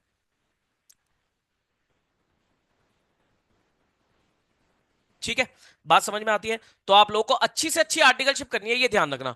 अच्छी से अच्छी जगह आप लोगों को आर्टिकलशिप अपनी करनी है, ताकि आपको अच्छा एक्सपोजर मिले और आपकी एक जॉब सिक्योरिटी भी बनी रहे, ताकि आप वहीं पर ही आगे जाकर क्या करो, जॉब भी कर सको। ठीक है, सीए फाउंडेशन क्लियर करने में कितने दिन में इंटरमीडिएट का एग्जाम होगा? ओके, ये पॉइंट अच्छा है इसका कि सर सीए फाउंडेशन निकल गया, अब कितने टाइम बाद मैं एग्जाम दे सकता हूं? आपको मिनिमम 8 महीने की पढ़ाई करनी होती है, 8 महीने की पढ़ाई करनी होती है। जैसे कि आप लोगों ने जनवरी 2026 का सीए फाउंडेशन एग्जाम दिया, तो जनवरी 2026 के बाद 8 महीने बाद जो आप एलिजिबल होगे, तो जनवरी 2027 में आप लोग एलिजिबल होगे सीए इंटरमीडिएट का एग्जाम लिखने के लिए। ठीक है, जनवरी 2026 में अगर आप लोगों ने सीए फाउंडेशन का एग्जाम अपीयर किया है तो उसके बाद आप लोग जनवरी 2027 में सीए इंटरमीडिएट के एग्जाम के लिए एलिजिबल रहेंगे। ठीक है, आर्टिकलशिप से हमें क्या सीखने को मिलता है? भाई साहब, आर्टिकलशिप से आपको यह सीखने को मिलता है कि एक चार्टर्ड अकाउंटेंट प्रैक्टिकली क्या काम करता है। ऑडिट्स, ऑडिट्स करने को मिलता है आपको। इनकम टैक्स रिटर्न कैसे फाइल होती है, जीएसटी रिटर्न कैसे फाइल होती है, अकाउंटिंग कैसे करी जाती है, टैक्स कंसल्टेंसी कैसे दी जाती है, उसके बाद आपको डिपार्टमेंट्स में कैसे डील करा जाता है, ये सब चीजें, मतलब जो भी काम एक चार्टर्ड अकाउंटेंट करता है वो सब आपको सीखने को मिलता है, क्योंकि आप सीए फर्म में आर्टिकलशिप कर रहे हो तो वो सब आपको मिलेगा। Head of CA, head of CA क्या होता है मैं समझा नहीं। ठीक है, उसके बाद इंटरमीडिएट हो गया आपका। इंटरमीडिएट होने के बाद आपने आर्टिकलशिप कर ली, ये कुछ छोटी मोटी ट्रेनिंग है, आईटी ओसी ये सब चीजें कर ली। ठीक है, उसके बाद आप लोगों को किस में जाना है? थर्ड जो लास्ट स्टेज आती है आपकी, आती है फाइनल, फाइनल लेवल। फिर आपको फाइनल में जाना है। फाइनल में भी आपके 6 सब्जेक्ट्स हैं। अच्छा, पासिंग क्राइटेरिया फाउंडेशन हो, इंटर हो, फाइनल हो, सेम है। हर सब्जेक्ट में 40% मार्क्स, और एग्रीगेट आपको कितने चाहिए? 50% मार्क्स चाहिए। मतलब अगर मैं इंटरमीडिएट की बात करूं तो अगर आपने मान लो दोनों ग्रुप साथ साथ दिए, अच्छा इंटरमीडिएट में ये भी ऑप्शन होता है कि आप एक एक ग्रुप करके भी एग्जाम दे सकते हो। अगर आपने दोनों ग्रुप साथ साथ दिए तो 600 में से आपको 300 नंबर चाहिए और हर एक पेपर में आपको 40 मार्क्स चाहिए। अगर आपने कोई भी सिंगल सिंगल ग्रुप करके दिया तो 300 में से आपको 150 नंबर चाहिए और हर एक पेपर में आपको 40 मार्क्स चाहिए। इंटरमीडिएट में एक तो रैंक आ जाती है, रैंक इंस्टीट्यूट देता है, और इंटरमीडिएट में एक एग्जामिशन क्राइटेरिया भी होता है कि भाई अगर आपके हर एक सब्जेक्ट, मतलब अगर आपका मान लो कोई भी ग्रुप क्लियर नहीं हुआ, मान लो ग्रुप 1 आपने दिया लेकिन आपका क्लियर नहीं हुआ, लेकिन किसी पेपर में अगर आपके 60% एंड अबव मार्क्स आ गए, 60 या उससे ज्यादा नंबर आ जाते हैं, तो वो पेपर आपका क्या हो जाता है? एग्जेम्प्ट हो जाता है। आपको अगले अटेम्प्ट में वो पेपर देने की जरूरत नहीं है। तो इंटरमीडिएट ऑनवर्ड्स, इंटर और फाइनल में एग्जामिशन क्राइटेरिया भी चलता है। फाउंडेशन कोर्स कितने दिन का होगा? कितने दिन का होगा? समझा नहीं, कितने दिन का होगा? फाइनल में 6 सब्जेक्ट्स, फाइनल में क्या हो गया आपके? 6 सब्जेक्ट्स हो गए। Sir again 6 subjects divided into 2 groups, group 1 and group 2। Group 1 में जो आपके पेपर रहते हैं वो रहता है फाइनेंशियल रिपोर्टिंग, जिसको आप अकाउंट्स का एक एडवांस वर्जन बोल सकते हो, फाइनेंशियल रिपोर्टिंग, एफआर। उसके बाद एक पेपर होता है आपका एएफएम, एडवांस फाइनेंशियल मैनेजमेंट। उसके बाद आपका पेपर होता है एडवांस ऑडिटिंग, एडवांस ऑडिट। ठीक है। ग्रुप टू में एक आपका आता है इंटीग्रेटेड केस स्टडी, आईबीएस का पेपर बोलते हैं इसे, डायरेक्ट टैक्स का पेपर और इनडायरेक्ट टैक्स का पेपर। ठीक है, आईबीएस, डीटी एंड आईडीटी। ठीक है, ये एफआर हो गया, मतलब ये ग्रुप वन हो गया, और ये आपका क्या हो गया, ग्रुप टू हो गया। ठीक है, ये सब आपके क्या रहेंगे, फाइनल लेवल के पेपर रहेंगे, बिल्कुल सेम। अगर मैं यहां पर मैं बात करूं कि मैं क्या पढ़ाता हूं सर, मैं दो पेपर पढ़ाता हूं, एफआर और ऑडिटिंग, ये दो पेपर पढ़ाता हूं। ठीक है, अगेन सिंगल सिंगल सब्जेक्ट में 40% मार्क्स चाहिए और इन एग्रीगेट आपको 50% मार्क्स चाहिए। मैं आप लोगों से पूछता हूं, आप लोग खुद बताओ, जो भी आपने अभी तक बातें सुनी है, जरूर आपने सीए के बारे में कहीं ना कहीं तो सुना ही होगा, क्योंकि इतना पॉपुलर कोर्स है, सुना तो होगा ही। आपको क्या लगता है, फाउंडेशन, इंटर लेवल, आपको क्या लगता है कि तीनों में से कौन सा लेवल जो है वो टफ है? क्या कहते हो आप, तीनों में से, फाउंडेशन, इंटर, फाइनल, आपको क्या लगता है कि तीनों में से सबसे टफ लेवल कौन सा है?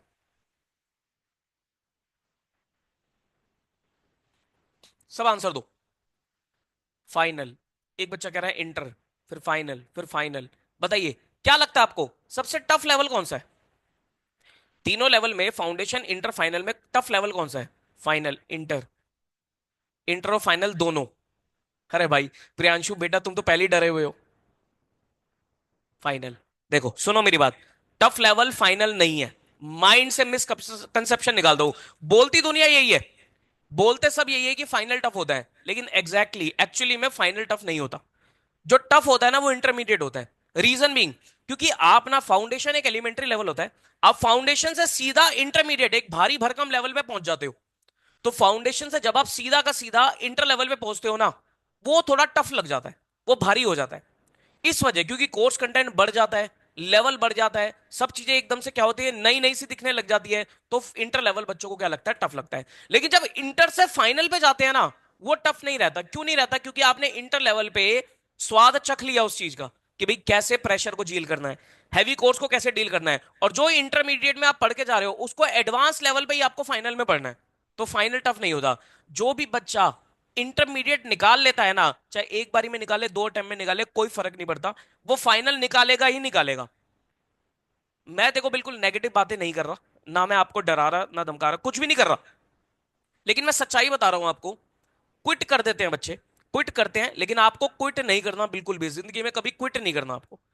क्विट करते हैं बच्चे, लेकिन आप ज्यादातर क्या पाओगे, बच्चे जो इंटर नहीं निकाल रहे होते ना, मल्टीपल इंटर में ही लगे हुए हैं, इंटर नहीं निकल रहा, वो क्विट करते हैं, वो क्विट करते हुए मिलेंगे आप। ठीक है, लेकिन इंटरमीडिएट एक बार निकल जाता है ना, फिर फाइनल तो पक्का निकलेगा ही निकलेगा। थोड़ी स्ट्रेटजी हल्की फुल्की आपको मॉडिफाई तो ऑब्वियसली करनी पड़ेगी। कहते हैं ना भाई, भगवान श्री कृष्ण ने भी गीता में बोला है, परिवर्तन ही जीवन का नियम है। अगर आप परिवर्तन नहीं लाओगे तो सर आगे नहीं बढ़ पाओगे, तो धीरे धीरे आपको परिवर्तन तो लाना पड़ेगा। सर इंटर में फेल हो गए तो फिर से रीस्टार्ट करना पड़ता है, बिल्कुल रीस्टार्ट करना पड़ेगा। आप किसी भी लेवल पे अगर अटक जाते हो, तो देखो फेल नहीं बोलना। आपको पता है इंस्टीट्यूट ने भी अपनी मार्कशीट में फेल वर्ड यूज करना छोड़ दिया। फेल वर्ड यूज नहीं करना, हमें क्या यूज करना है, आज के बाद कभी भी फेल वर्ड मेरे सामने मत यूज करना। फेल वर्ड की जगह आप लोग वर्ड यूज करोगे अनसक्सेसफुल। तो ये बहुत अच्छी चीज इंस्टीट्यूट ने करी। इंस्टीट्यूट ने अपनी मार्कशीट्स में फेल वर्ड हटा दिया, पहले फेल लिखते थे वो, लेकिन फेल वर्ड हटा दिया, क्योंकि fail is a negative term. Fail word हटा के उन्होंने क्या लिखा, अनसक्सेसफुल वर्ड लिखा। तो आप ये बोलो सर, अगर मैं मान लो एक बारी में अनसक्सेसफुल रहा, तो क्या मुझे दोबारा स्टार्ट करना है? बिल्कुल दोबारा स्टार्ट करना है आपको। ठीक है, समीर ने फाउंडेशन एक अटेम्प्ट दिया था लेकिन क्लियर नहीं हुआ, कोई बात नहीं बेटा, दोबारा पढ़ो। सक्सेसफुल नहीं रहे कोई बात नहीं, दोबारा पढ़ो, आप देखो आपकी कहां कमी रह गई थी, दोबारा उसको गो थ्रू करो, दोबारा पढ़ो उसे। ठीक है, चलो भाई यहां तक बात समझ में आती है? ठीक है, ये फाइनल हो गया। ये फाइनल फिर आपने एग्जाम दिया, अच्छा, इंटरमीडिएट के कितने टाइम बाद फाइनल का एग्जाम देना है? अच्छा, आर्टिकलशिप कर ली ना, आर्टिकलशिप करने के बाद ना 6 महीने, 6 मंथ आपको वेट करना पड़ता है। आर्टिकलशिप पूरी हो गई, उसके बाद 6 महीने का आपको एक स्टडी ब्रेक देना पड़ता है, फिर उसके बाद आप फाइनल एग्जाम दोगे। फिर उसके बाद आप क्या दोगे, फाइनल एग्जाम दोगे। और फाइनल एग्जाम हो गया तो उसके बाद आपको एक ट्रेनिंग और करनी पड़ती है, जिसे हम बोलते हैं एडवांस ICITSS, मेरे ख्याल से यही नाम है, एडवांस ICITSS। जो आपकी वो ITT और OC ट्रेनिंग होती है ना, उसका एक एडवांस लेवल आपको और करना पड़ेगा। ये पूरा करने के बाद फिर आप एक CA बन जाओगे। फिर आपको सीए का क्या मिल जाएगा, सर्टिफिकेट मिल जाएगा, जिसे बोलते हैं सर्टिफिकेट ऑफ मेंबरशिप। अब आईसीएआई के मेंबर बन जाओगे। सीए कहां से होती है, सीए कहां से होती है सर, सीए होती है आईसीएआई से, institute of chartered accountants of India से। ठीक है, ये था all about CA course. Sir online या ऑफलाइन कोचिंग बेस्ट होगा, अभी बता रहा हूं, कोचिंग के ऊपर आ रहा हूं, ऑनलाइन या ऑफलाइन कोचिंग बेस्ट होगा, उस चीज पर मैं भी आ रहा हूं। ये मेरे हिसाब से सीए कोर्स के बारे में था जो मुझे आप लोगों को बताना था। मोटा मोटा मैंने सारी बातें कवर कर ली। अब आते हैं सर कॉस्ट। अच्छा, टाइम पीरियड, अगर आप एक रफली अगर आप टाइम पीरियड कैलकुलेट करना चाहो तो आप टाइम पीरियड कैलकुलेट कर लो। देखो, फाउंडेशन निकालने में, फाउंडेशन करने में आपको लगभग 4 महीने, 4 महीने फाउंडेशन में लग रहे हैं। उसके बाद फाउंडेशन के बाद इंटरमीडिएट में आपको 8 महीने लग रहे हैं। ठीक है, तो 8 और 4 12, 1 साल हो गया आपका। उसके बाद आपको 2 साल की आर्टिकलशिप करनी पड़ती है, तो 2 और 1 3 साल हो गया। 6 महीने का वेट करना पड़ रहा है, 3.5 साल हो गया। फिर आप लोग फाइनल एग्जाम दे रहे हो, तो वही मैं आपको 4 से 4.5 साल तक का टाइम दिया था, तो वही आपको 4 से 4.5 साल तक का टाइम लगेगा। 4 साढ़े 4 साल तक का आपको टाइम लगेगा। थोड़ा बहुत हमें प्रूडेंट होते हुए मार्जिन भी लेना है। ठीक है, अभी मैं सब पे आ रहा हूं बेटा, प्लीज वेट कीजिए। नाउ, ये टाइम पीरियड हो गया। कॉस्ट, खर्चा कितना आएगा। मैंने आप लोगों को ना ग्रुप में, जो सब बच्चे ग्रुप में तो ऐड है ही, क्योंकि ग्रुप से ही आए हो आप लोग, मैंने ग्रुप में एक आपको पोस्ट भेजा था अबाउट चार्जेस, तो वो चार्जेस मैं आपको एक बार दोबारा रिकॉल करवा रहा हूं कि कितना खर्चा आता है।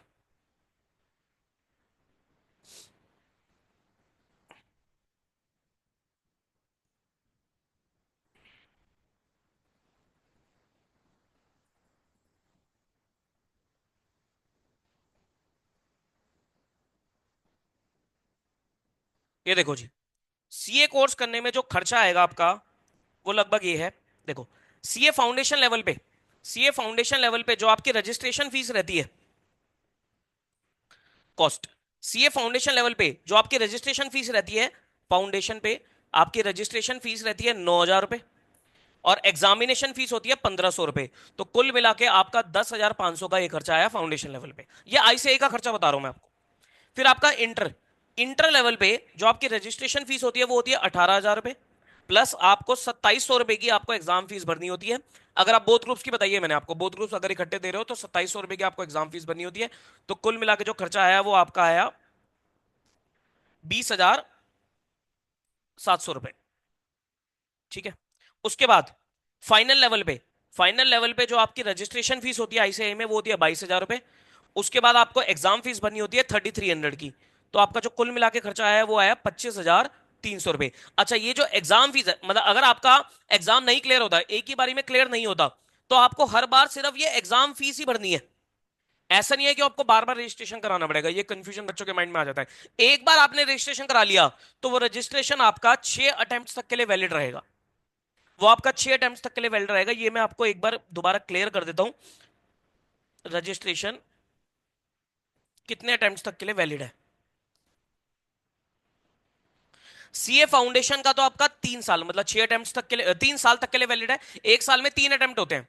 एक साल में, अब तो तीनों में ना, तीनों लेवल पे 3 अटेम्प्ट होने लगे। एग्जाम कब कब होते हैं सर, एग्जाम जनवरी में होता है, मई में होता है, और सितंबर में होता है। ठीक है, तो जनवरी, मई और सितंबर। फाउंडेशन लेवल का जो रजिस्ट्रेशन होता है वो 3 साल के लिए वैलिड रहता है। उसके बाद इंटरमीडिएट लेवल की अगर मैं बात करूं, इंटरमीडिएट की, मैं चेक,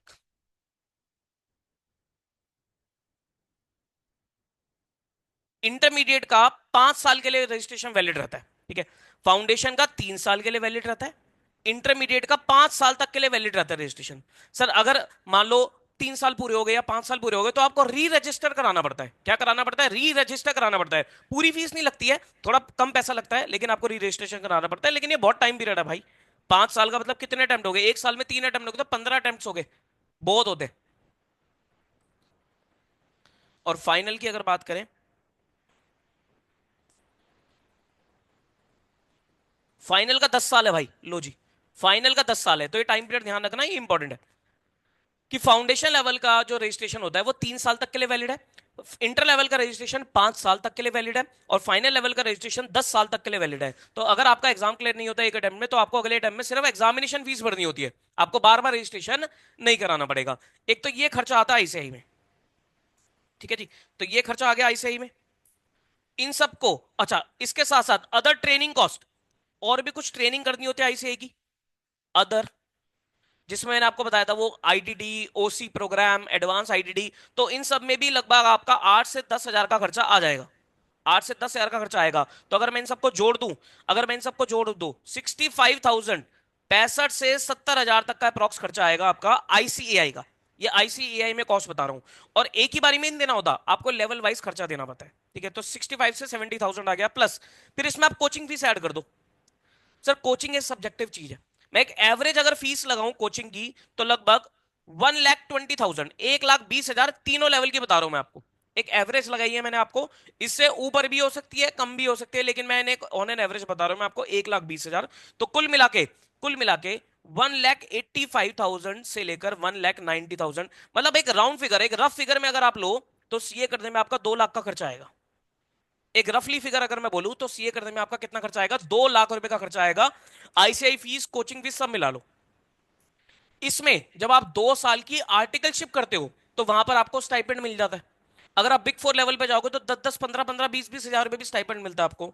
लेकिन अगर आप एक नॉर्मल फॉर्म में भी जाते हो, तो आपको लगभग 5 हजार का तो स्टाइपेंड एक एवरेज आपको मिल जाता है।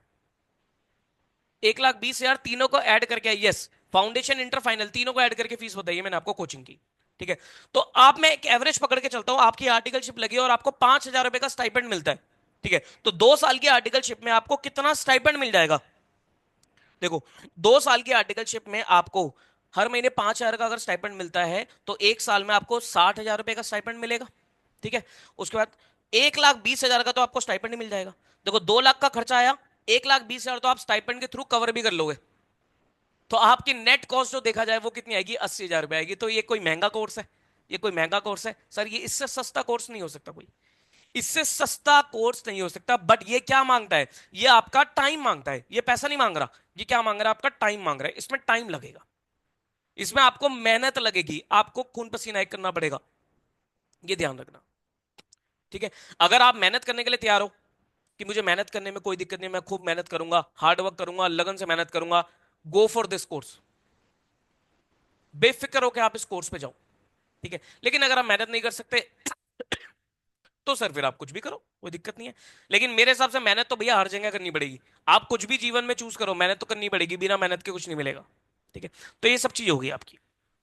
ठीक है, टाइम हो गया, कॉस्ट हो गया, ये मैंने आपको पहले ही बता दिया था कि किसको करना चाहिए, किसको नहीं करना चाहिए। अगर आपका अकाउंटिंग की फील्ड में इंटरेस्ट नहीं है, अगर आपको अकाउंटिंग नहीं पल्ले पड़ती है, अकाउंट्स में मजा नहीं आता है, तो फिर आपके लिए कोई फायदा नहीं है। ठीक है, लेकिन अगर आपको अकाउंट्स में इंटरेस्ट है, जरूर जाओ सीए कोर्स के लिए। मैथ्स का कोई बहुत बड़ा रोल नहीं है। मैथ्स अगर आपके पास थी नहीं थी, कोई फर्क नहीं है।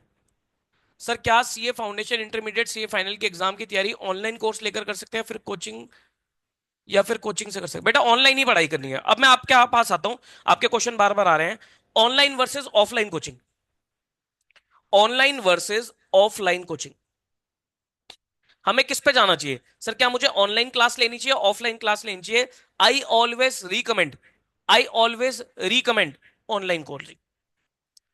मैं हमेशा आपको रिकमेंड करता हूं ऑनलाइन कोचिंग।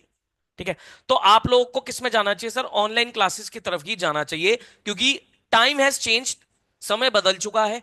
आज के टाइम में सर टाइम का बहुत बड़ा रोल है, तो आप लोगों को अपना टाइम बचाना चाहिए। और आप लोग क्या हो सर, ऑनलाइन कनेक्टेड हो हर चीजों से। तो आप लोग, आज भी मैं देखता हूं कि बच्चे यूट्यूब वगैरह से पढ़ लेते हैं। ठीक है, तो go for online coaching. Online में आपका टाइम सेव होगा, ऑनलाइन में आपका पैसा सेव होगा, ऑनलाइन में आपकी फ्लेक्सिबिलिटी रहेगी, ये सब चीजें रहेंगी। बट ऑनलाइन में एक वीक पॉइंट रहेगा, डिसिप्लिन। क्या रहेगा सर? डिसिप्लिन।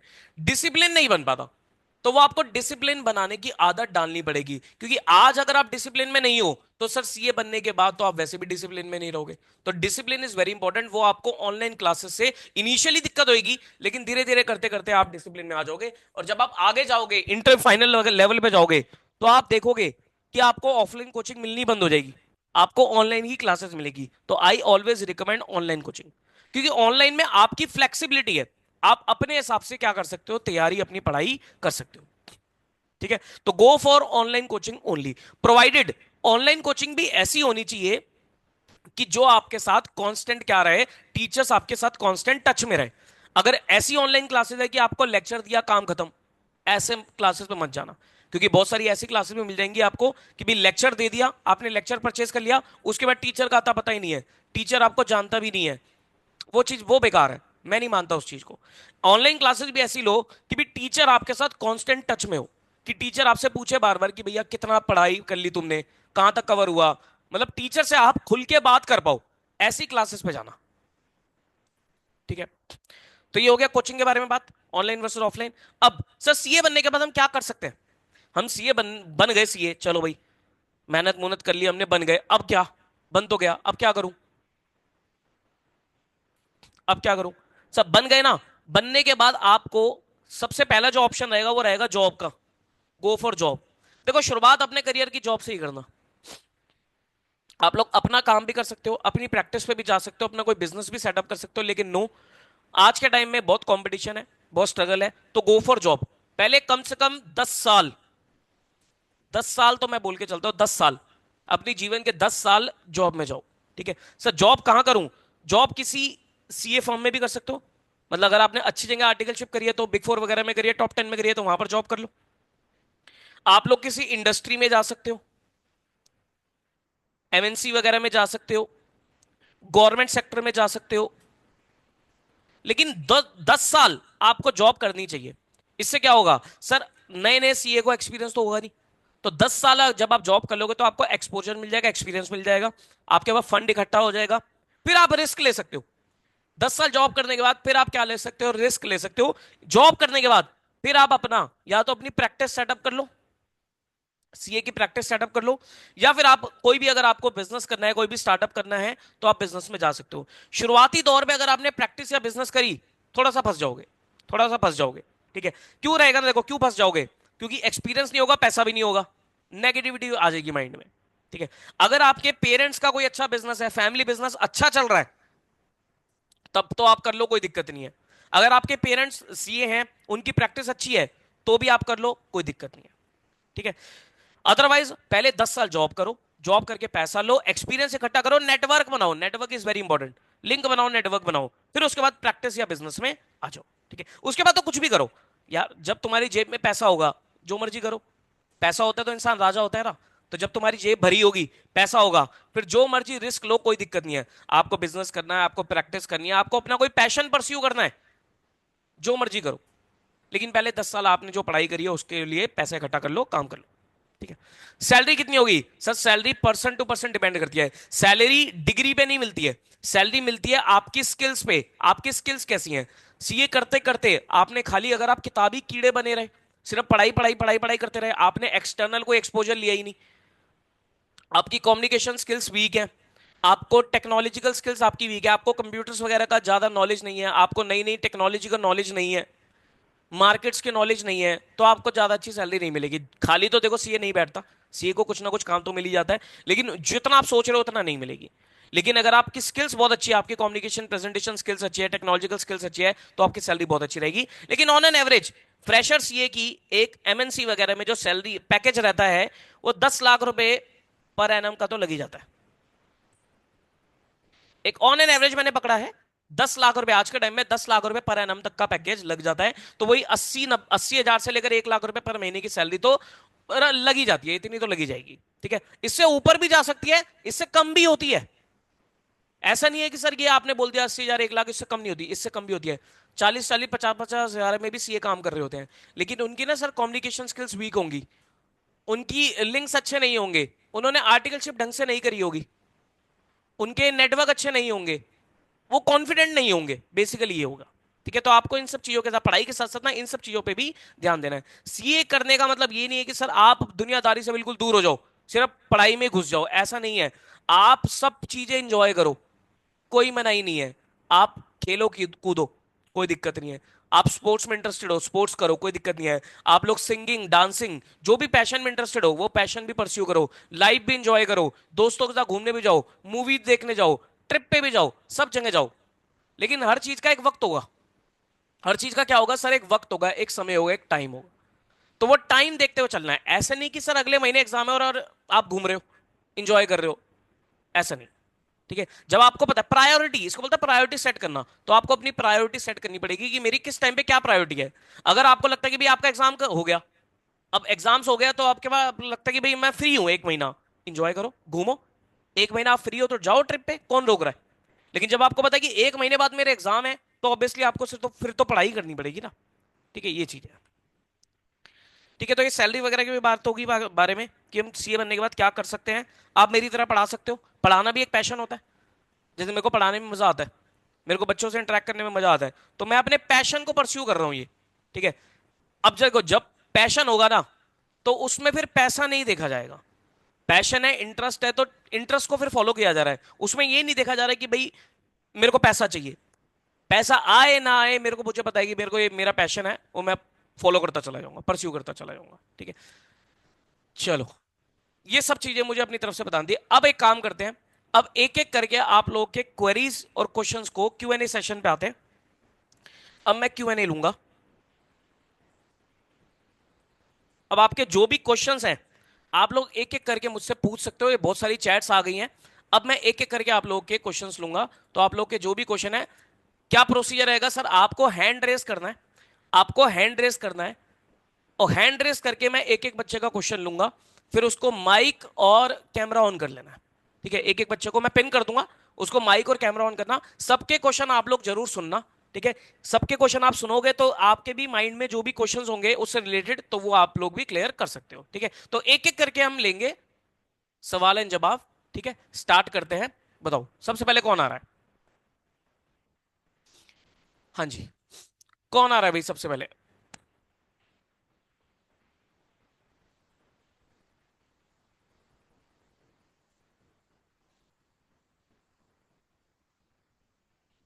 अब मैं चैट नहीं देख रहा गाइज, मैं बिल्कुल भी चैट नहीं देख रहा, मैं चैट को कर रहा हूं बंद। अब आपके जो भी क्वेरीज है तो आप हैंड रेस करके पूछो। हैंड रेस करके मैं अनम्यूट करूंगा।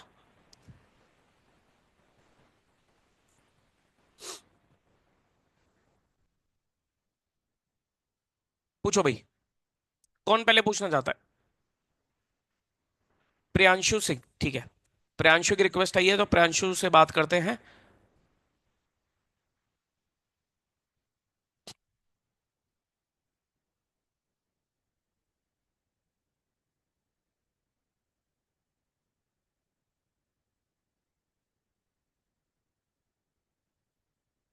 प्रियांशु आप अनम्यूट करो। Hello sir, good evening sir. हाँ जी, गुड इवनिंग। बताओ बेटा। सर मेरे अकाउंट्स वीक है सर। अकाउंट्स वीक है, अभी आप कौन सी क्लास में हो। सर जस्ट लाइक 12 दिया है सर अभी। अच्छा, ट्वेल्थ का एग्जाम दिया है। Yes sir. तो एक मिनट, हाँ। तो अगर आपकी देखो अकाउंट्स वीक है, यस सर। तो मैं आपको ये रिकमेंड करूंगा। एक तो होता है वीक होना, और एक होता है इंटरेस्ट कम होना। क्या आपका इंटरेस्ट है। इंटरेस्ट तो है सर, लेकिन वीक है सर। वीक है। देखो, अगर इंटरेस्ट है, अगर आपको मतलब पढ़ सकते हो, आपको मजा आता है पढ़ने में, तो आप जाओ, आराम से सीए करो, कोई दिक्कत नहीं है। जो भी आपकी वीकनेस है वो आपकी फाउंडेशन लेवल पे दूर हो जाएंगी। ठीक है। वो देखो, दो चीज होती है, एक होता है वीक होना और एक होता है इंटरेस्ट होना। अगर आपका इंटरेस्ट ही नहीं है, आपको लगता है कि ये सब्जेक्ट मेरे को पसंद ही नहीं है, मेरे को मजा नहीं आता अकाउंट्स पढ़ने में, तो फिर तो मैं आपको बोलूंगा सीए करने का कोई बेनिफिट नहीं है, क्योंकि सीए में अकाउंट सबसे ज्यादा यूज होती है। ठीक है। लेकिन अगर आपको लगता है कि सर मेरी वीक है, वीक होने के कारण हो सकता है कि सर आपने जो पढ़ाई करी है वो हो सकता है प्रॉपर ना रही हो, आपकी कोचिंग्स वगैरह ठीक ना रही हो, वो कोई दिक्कत नहीं है। वो आप फाउंडेशन लेवल की जब आप तैयारी करोगे ना, तो वो आपका अकाउंट्स में जो वीकनेस है वो सब आपकी दूर हो जाएंगी। ठीक है। Yes sir. तो उस हिसाब से आप डिसीजन लो। अगर आपको इंटरेस्ट है, आप पढ़ सकते हो, तो गो फॉर सीए। अगर आपको लगता है कि नहीं मेरे लिए बहुत भारी सब्जेक्ट रहेगा, मैं नहीं कर पाऊंगा, फिर आप कुछ और कर लेना, और भी ऑप्शंस रहेंगे, फिर आप और कुछ कर सकते हो। Okay sir. ठीक है। चलो। Thank you sir. Okay. Next. Next कौन आ रहा है। भाई साहब चैट मत करो प्लीज। अब मैं चैट पे जवाब नहीं दे पाऊंगा। अब जिसके जो भी क्वेरीज है ना, प्लीज हैंड रेस करके ही पूछो।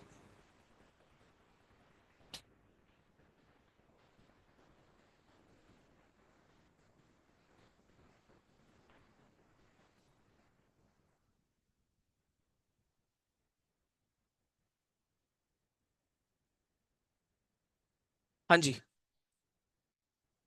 नेक्स्ट कौन आ रहा है।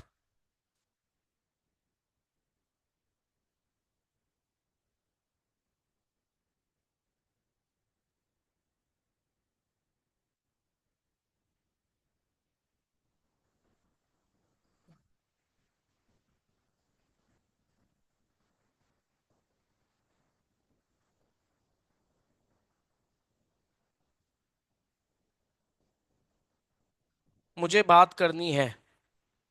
क्या नाम है आपका यार? रियलमी करके है। अनम्यूट कर लो। कैमरा ऑन कर लो, अनम्यूट कर लो। हेलो। हाँ जी, मैं 1 मिनट आपको पिन कर रहा हूँ, रुको। ओके। बताओ भाई। अपना कैमरा ऑन कर लो। पॉसिबल है तो कैमरा ऑन कर लो। बस अंधेरा है। चलो कोई नहीं, हेलो बताओ आप। क्वेश्चन बताओ।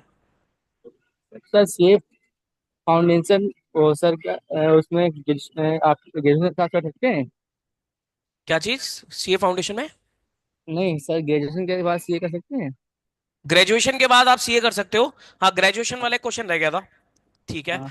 देखो, ग्रेजुएशन अगर किसी बच्चे की हो गई है तो वो डायरेक्टली ना सीए इंटरमीडिएट में एडमिशन ले सकता है। ओके। ग्रेजुएशन के बाद आप डायरेक्ट एंट्री बोलते हैं उसे, सीए हाँ। इंटरमीडिएट में डायरेक्ट एंट्री ले सकते हो आप। फिर आपको फाउंडेशन एग्जाम देने की जरूरत नहीं पड़ती है। ग्रेजुएशन के बाद आप सीधा सीधा सीए इंटरमीडिएट में एंट्री ले सकते हो। उसे डायरेक्ट एंट्री बोलते हैं। तो बस यस वो सर। फाउंडेशन वाला जो पार्ट होता है ना, वो आपका खत्म हो जाता है। Then you can directly go for CA intermediate exam. Time period yes वही सर। रहेगा कि ग्रेजुएशन अब आपकी पूरी हो जाएगी, उसके बाद वही आपको 8 महीने वेट करना पड़ेगा। फिर आप लोगों का सी इंटर का एग्जाम रहेगा। Yes sir. ठीक है। और कोई क्वेश्चन? तो सर, बेस्ट क्या है आफ्टर ग्रेजुएशन, इससे पहले करने चाहिए? हेलो। देखो, अगर आपकी ग्रेजुएशन अभी हो चुकी है तो फिर ऑब्वियसली ग्रेजुएशन के बाद ही मैं रिकमेंड करूंगा। लेकिन अगर आप अभी 12th में हो तो ग्रेजुएशन वाला रूट लंबा रहेगा बहुत। क्योंकि पहले आपको नहीं। ग्रेजुएशन 3 साल की करनी पड़ेगी। फिर आपको, देखो, 3 साल का आप ग्रेजुएशन का टाइम पीरियड दोगे, उसमें सिर्फ आपका फाउंडेशन ही एग्जाम होगा ना। तो ऑब्वियसली वो लंबा रहेगा आप लोगों के लिए। तो गो फॉर फाउंडेशन रूट। शुरुआत फाउंडेशन रूट से करो। और फाउंडेशन इसलिए भी जरूरी होता है क्योंकि फाउंडेशन में ना आपका बेस बन जाता है। अब ग्रेजुएशन यस में सर। उतना अच्छे से आपको वो चीज पढ़ाई जा रही है नहीं पढ़ाई जा रही है, वो उस चीज पे देखो मैं कुछ नहीं कह सकता, वो कॉलेज टू कॉलेज डिपेंड करेगा। लेकिन फाउंडेशन अगर आप प्रॉपर पढ़ के जाते हो तो आपका बेस बन जाता है। तो मैंने हमेशा देखा है कि जो फाउंडेशन रूट से जाते हैं बच्चे, उनका पास होने का रेशियो ज्यादा रहता है। Yes sir. ठीक है। तो गो फॉर, अगर आप 12वीं अभी में 12th क्लियर करिए अभी, मतलब 12th का एग्जाम दिया है, अभी तो गो फॉर अभी अपीयरिंग है, फाउंडेशन रूट। अपीयरिंग। अपीयरिंग हो तो go for foundation route. Yes sir. हाँ, फाउंडेशन रूट से ही जाओ, वो ज्यादा बेटर रहेगा। एक क्वेश्चन बच्चे का ये आया था कि सर मैं क्लास 11th में हूं, तो मैं 11th के साथ साथ सीए फाउंडेशन की तैयारी करूं, जल्दी हो जाएगा? मैं तो ये बोलूंगा जल्दी हो जाएगा। जो बच्चा 12th में होता है ना, 12th में आप अपनी सीए फाउंडेशन की तैयारी कर सकते हो। जैसे मैंने आपको बताया था, एक डेट्स बताई थी ना, कि भाई 12th में अगर आप मान लो अभी 12th में आए हो आप, तो आप लोग को पूरा पूरा 1 साल है, तो आप 12th भी पढ़ो, सीए फाउंडेशन की भी तैयारी करो, और नेक्स्ट ईयर मई 2026 में आप लोग सीए फाउंडेशन का एग्जाम दे सकते हो। तो ये चीज आप सर कर जो बुक सकते हो। सर जो ये फाउंडेशन की बुक कहाँ मिलती है? जी? ये फाउंडेशन में जो बुक बुक यूज होती है वो तो आईसीआई तरफ से आती है। आपकी आवाज क्लियर नहीं आ रही है बेटा, क्या कह रहे हो? सर जो सीए फाउंडेशन की बुक होती है, जिसे कोर्स होता है, वो आईसीआई की तरफ से आता है। आईसीआई की तरफ से बुक्स तब आएंगी जब आप आईसीआई में ना रजिस्ट्रेशन करा लोगे। आईसीआई में रजिस्ट्रेशन करा लोगे तो आईसीआई की तरफ से बुक्स आ जाएंगी। चलो मैं आपको आईसीआई की वेबसाइट दिखाता हूँ। 1 मिनट रुको। देखो मैं आपको आईसीआई की वेबसाइट दिखाता हूँ। आईसीएआई।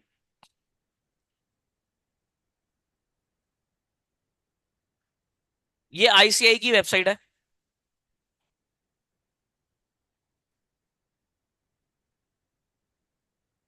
देखो, यहां पर आपको स्टडी मटेरियल का ऑप्शन दिख रहा है। अगर आप लोग मतलब पढ़ना चाहते हो सीए फाउंडेशन अभी से ही, 12th में हो या 11th में हो, और रजिस्ट्रेशन अभी आप नहीं कराना चाहते, तो आप लोग वेबसाइट पे जाओ, स्टडी मटेरियल में जाओ, और आपको यहाँ पर पीडीएफ में मिल जाएगा बुक्स का। ये देखो, स्टडी मटेरियल फाउंडेशन में जाओगे ना तो ये आपको पीडीएफ मिल जाएगा। ये अकाउंट्स हो गया, तो ये अकाउंट्स की बुक्स है। तो आप लोग पढ़ सकते हो। जैसे चैप्टर हो गया बीआरएस, ठीक है, तो ये चैप्टर आपको मिल गया। ठीक है। तो आप लोग यहां से भी पढ़ सकते हो। ठीक है। CA foundation. Hello sir. हाँ जी। सर, सीए फाउंडेशन एग्जाम में अकाउंट्स में सिर्फ थ्योरी आती है, ऑल न्यूमेरिकल आते हैं? सब कुछ आता है भाई, थ्योरी भी आती है, प्रैक्टिकल भी आता है, मिक्स होता है पेपर। थ्योरी कितने नंबर की आती है? थ्योरी कितने नंबर की आती है? 10 नंबर की थ्योरी आती है। देखो, मैं अभी ना ज्यादा सब्जेक्ट के बारे में नहीं बता पाऊंगा। सब्जेक्ट का जब आप क्लासेस लोगे तभी आपको पता लगेगा। और ये बहुत डेप्थ में चला जाएगा। अभी सिर्फ मैं आपको सीए कोर्स के बारे में बता रहा हूँ। वो तो जब आप सब्जेक्ट पढ़ोगे, क्लासेस लोगे, तो आपको पता पूरा पता लग जाएगा कि कैसे पेपर आएगा, क्या करना है क्या नहीं करना। ठीक है। अभी कोई फायदा नहीं है उस चीज को जानने का। पहले आप मन बना लोगे ना, उसके बाद होगा वो चीज। Yes. ठीक है, चलो नेक्स्ट कौन आ रहा है?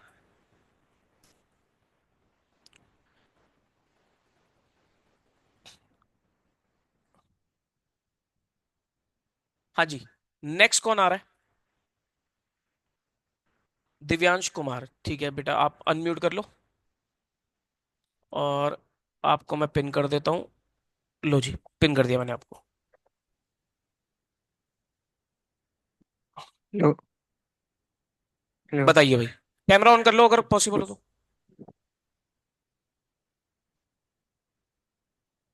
हाँ हेलो। बताओ। Good evening sir. Good evening, बताओ। ऐसा जैसे मेरा था कि सीयूटी के साथ सीए का थोड़ा प्रिपरेशन करना है। तेज बोलो बेटा, आवाज ही नहीं आ रही। सीयूटी के साथ सीए का प्रिपरेशन करना है सर। हाँ, सीयूईटी के साथ सीए। तो सीयूईटी अगर आप अभी दे रहे हो तो सीयूईटी का एग्जाम दे दो और फिर उसके बाद सीए की तैयारी शुरू करो। अभी सर 12th में। अभी ट्वेल्थ में हो आप? जी सर। हाँ, तो ट्वेल्थ में हो तो आप अभी ट्वेल्थ पे फोकस रखो। और अगर आपको सीए करना है तो आप ट्वेल्थ के साथ साथ सीए फाउंडेशन की तैयारी शुरू कर सकते हो। ट्वेल्थ के साथ साथ सीए फाउंडेशन की तैयारी शुरू कर सकते हो। नेक्स्ट ईयर मई 2026 में आप लोग एग्जाम दे देना। और सर आपकी सीए फाउंडेशन की बैचेस कब से स्टार्ट होगी? क्या सीए फाउंडेशन? की बैच ऑनलाइन आपकी? हाँ, वो मैं बैच के बारे में भी बता रहा हूँ, क्लासेस के बारे में भी बताता हूँ मैं आपको। ठीक है सर, थैंक यू। ठीक है, ओके। अब नेक्स्ट आता है कौन? दो बच्चों ने हैंड रेस करे हैं। दिव्यांश कुमार हो गया। आदर्श, आदर्श बेटा आप आ जाओ, अनम्यूट कर लो और पिन मैं कर देता हूँ आपको, ऐड पिन।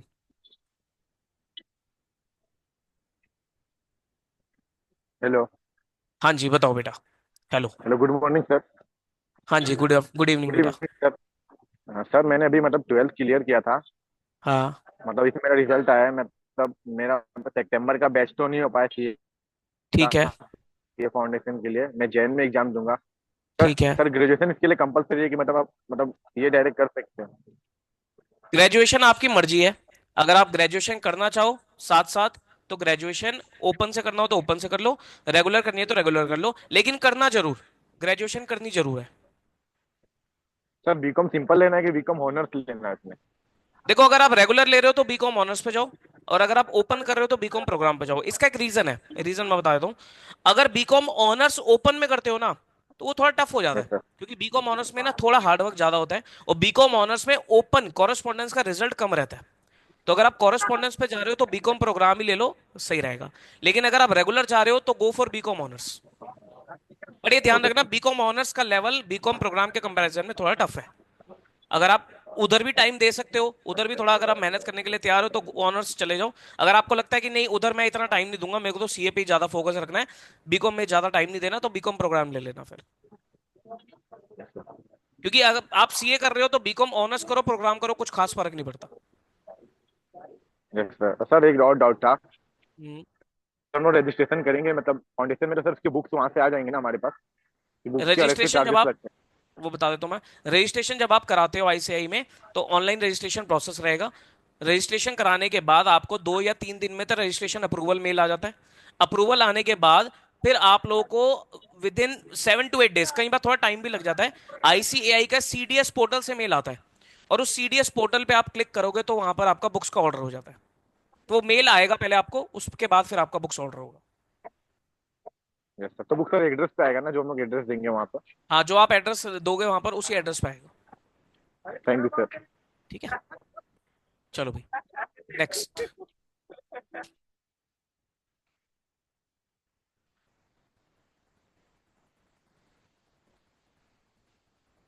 नेक्स्ट कौन आ रहा है? यश राजपूत। यश राजपूत आपका हैंड रेज है, तो आपको अनम्यूट कर रहा हूं मैं। अनम्यूट कीजिए और आप लोग आप भी आ जाइए। Hello, good evening sir. 1 minute, बताइए भाई। Good evening, good evening sir. Sir बताइए। मैं अभी 11th में हूँ, तो मैं 2 साल तक क्या फाउंडेशन का ही तैयारी करूँ? नहीं देखो, अगर आप अभी 11th में हो ना तो अभी ये वाला साल तो कुछ मत करो आप। जब आप 12th में आओगे ना तब आप सीए फाउंडेशन की तैयारी करना। 11th में आप लोग ना अपने अकाउंट्स के बेस को क्लियर कर लो। मतलब अकाउंट्स का जो भी सब्जेक्ट्स हैं आपके, बेस उसका क्लियर कर लो। तो 11th में आप बेस पक्का करने पे मेहनत करो। एग्जाम तो स्कूल के पढ़ने पढ़ाई करनी ही करनी है, आपको अच्छे से निकालनी है, लेकिन अपना ना बेस स्ट्रॉन्ग कर लो। आप ये देखो कि मेरा ये 11th में कैसे भी करके अकाउंट्स का बेस स्ट्रॉन्ग होना चाहिए। ठीक है, और जब आप 12th में आ जाओ तो 12th में फिर आप सीए फाउंडेशन की तैयारी करो, और फिर मई 2027 में आप लोग आपका एग्जाम हो रहेगा। सर, तो मैं अभी बिहार बोर्ड से हिंदी मीडियम से कर रहा हूँ, तो बाद में इंग्लिश मीडियम से सीए कर सकता हूँ। अगर आप हिंदी मीडियम से हो तो मैं रिकमेंड करूंगा कन्वर्ट कर लो उसे इंग्लिश मीडियम में, पॉसिबल है तो। क्योंकि सीए को हिंदी मीडियम में करना बहुत टफ हो जाता है और कोई वैल्यू भी नहीं आगे। नहीं सर, अभी 12th में हिंदी मीडियम से कर रहा हूँ, तो 12th कर सकता हूँ। आपका इंग्लिश मीडियम में कन्वर्ट हो सकता है? अभी तो अप्लाई कर दिए हैं, हो सकता है। अगर कन्वर्ट हो सकता है तो कन्वर्ट कर लो, अगर नहीं कन्वर्ट हो सकता है तो कोई बात नहीं, कर दो फिर जैसे भी है। लेकिन थोड़ा थोड़ा ना इंग्लिश की जो भी टर्म्स है ना उसको ध्यान देना, क्योंकि सीए कोर्स फिर आपको इंग्लिश मीडियम में ही करना है। सीए भी होता है यस। हिंदी मीडियम में, लेकिन उसकी कोई वैल्यू नहीं है। Yes sir. ठीक है ना, सीए तो कोर्स फिर मैं आपको इंग्लिश मीडियम में ही करना है। यस सर, तो मैं अभी सीए की तैयारी अभी नहीं करूँ, अगले साल से। अगले साल से शुरू करना सीए फाउंडेशन की तैयारी। अभी तो 11th में बेस अपना स्ट्रॉन्ग कर लो, अगले साल से शुरू करना। ठीक ठीक है सर, ठीक थैंक है, यू। ओके। और बताइए, और कोई है?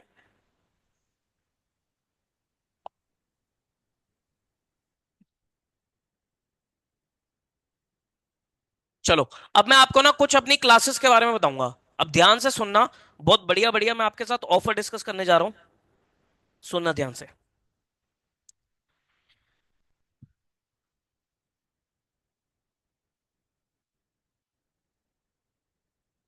लो जी, ये हमारी सीए फाउंडेशन के बैच है।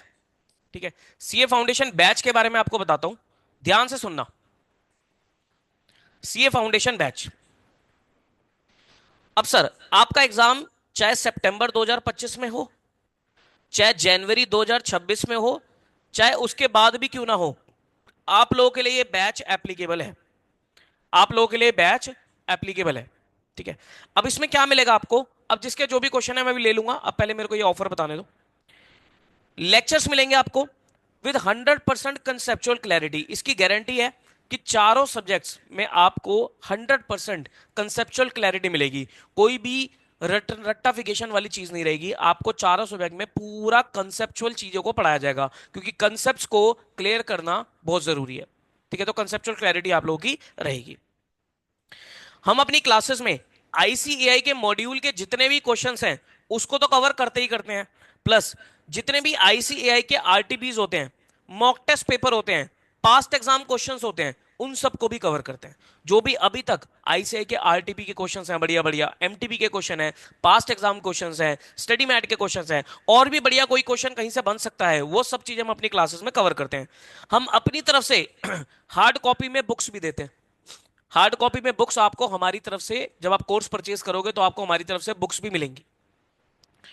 वैलिडिटी जो रहेगी, वेरी इंपॉर्टेंट, जो क्लासेस की वैलिडिटी रहेगी वो 2 अटेम्प्ट्स की वैलिडिटी रहेगी। This is a bonus for you, this is a bonus for you. 2 attempts की वैलिडिटी मैं आप लोगों को दे रहा हूं।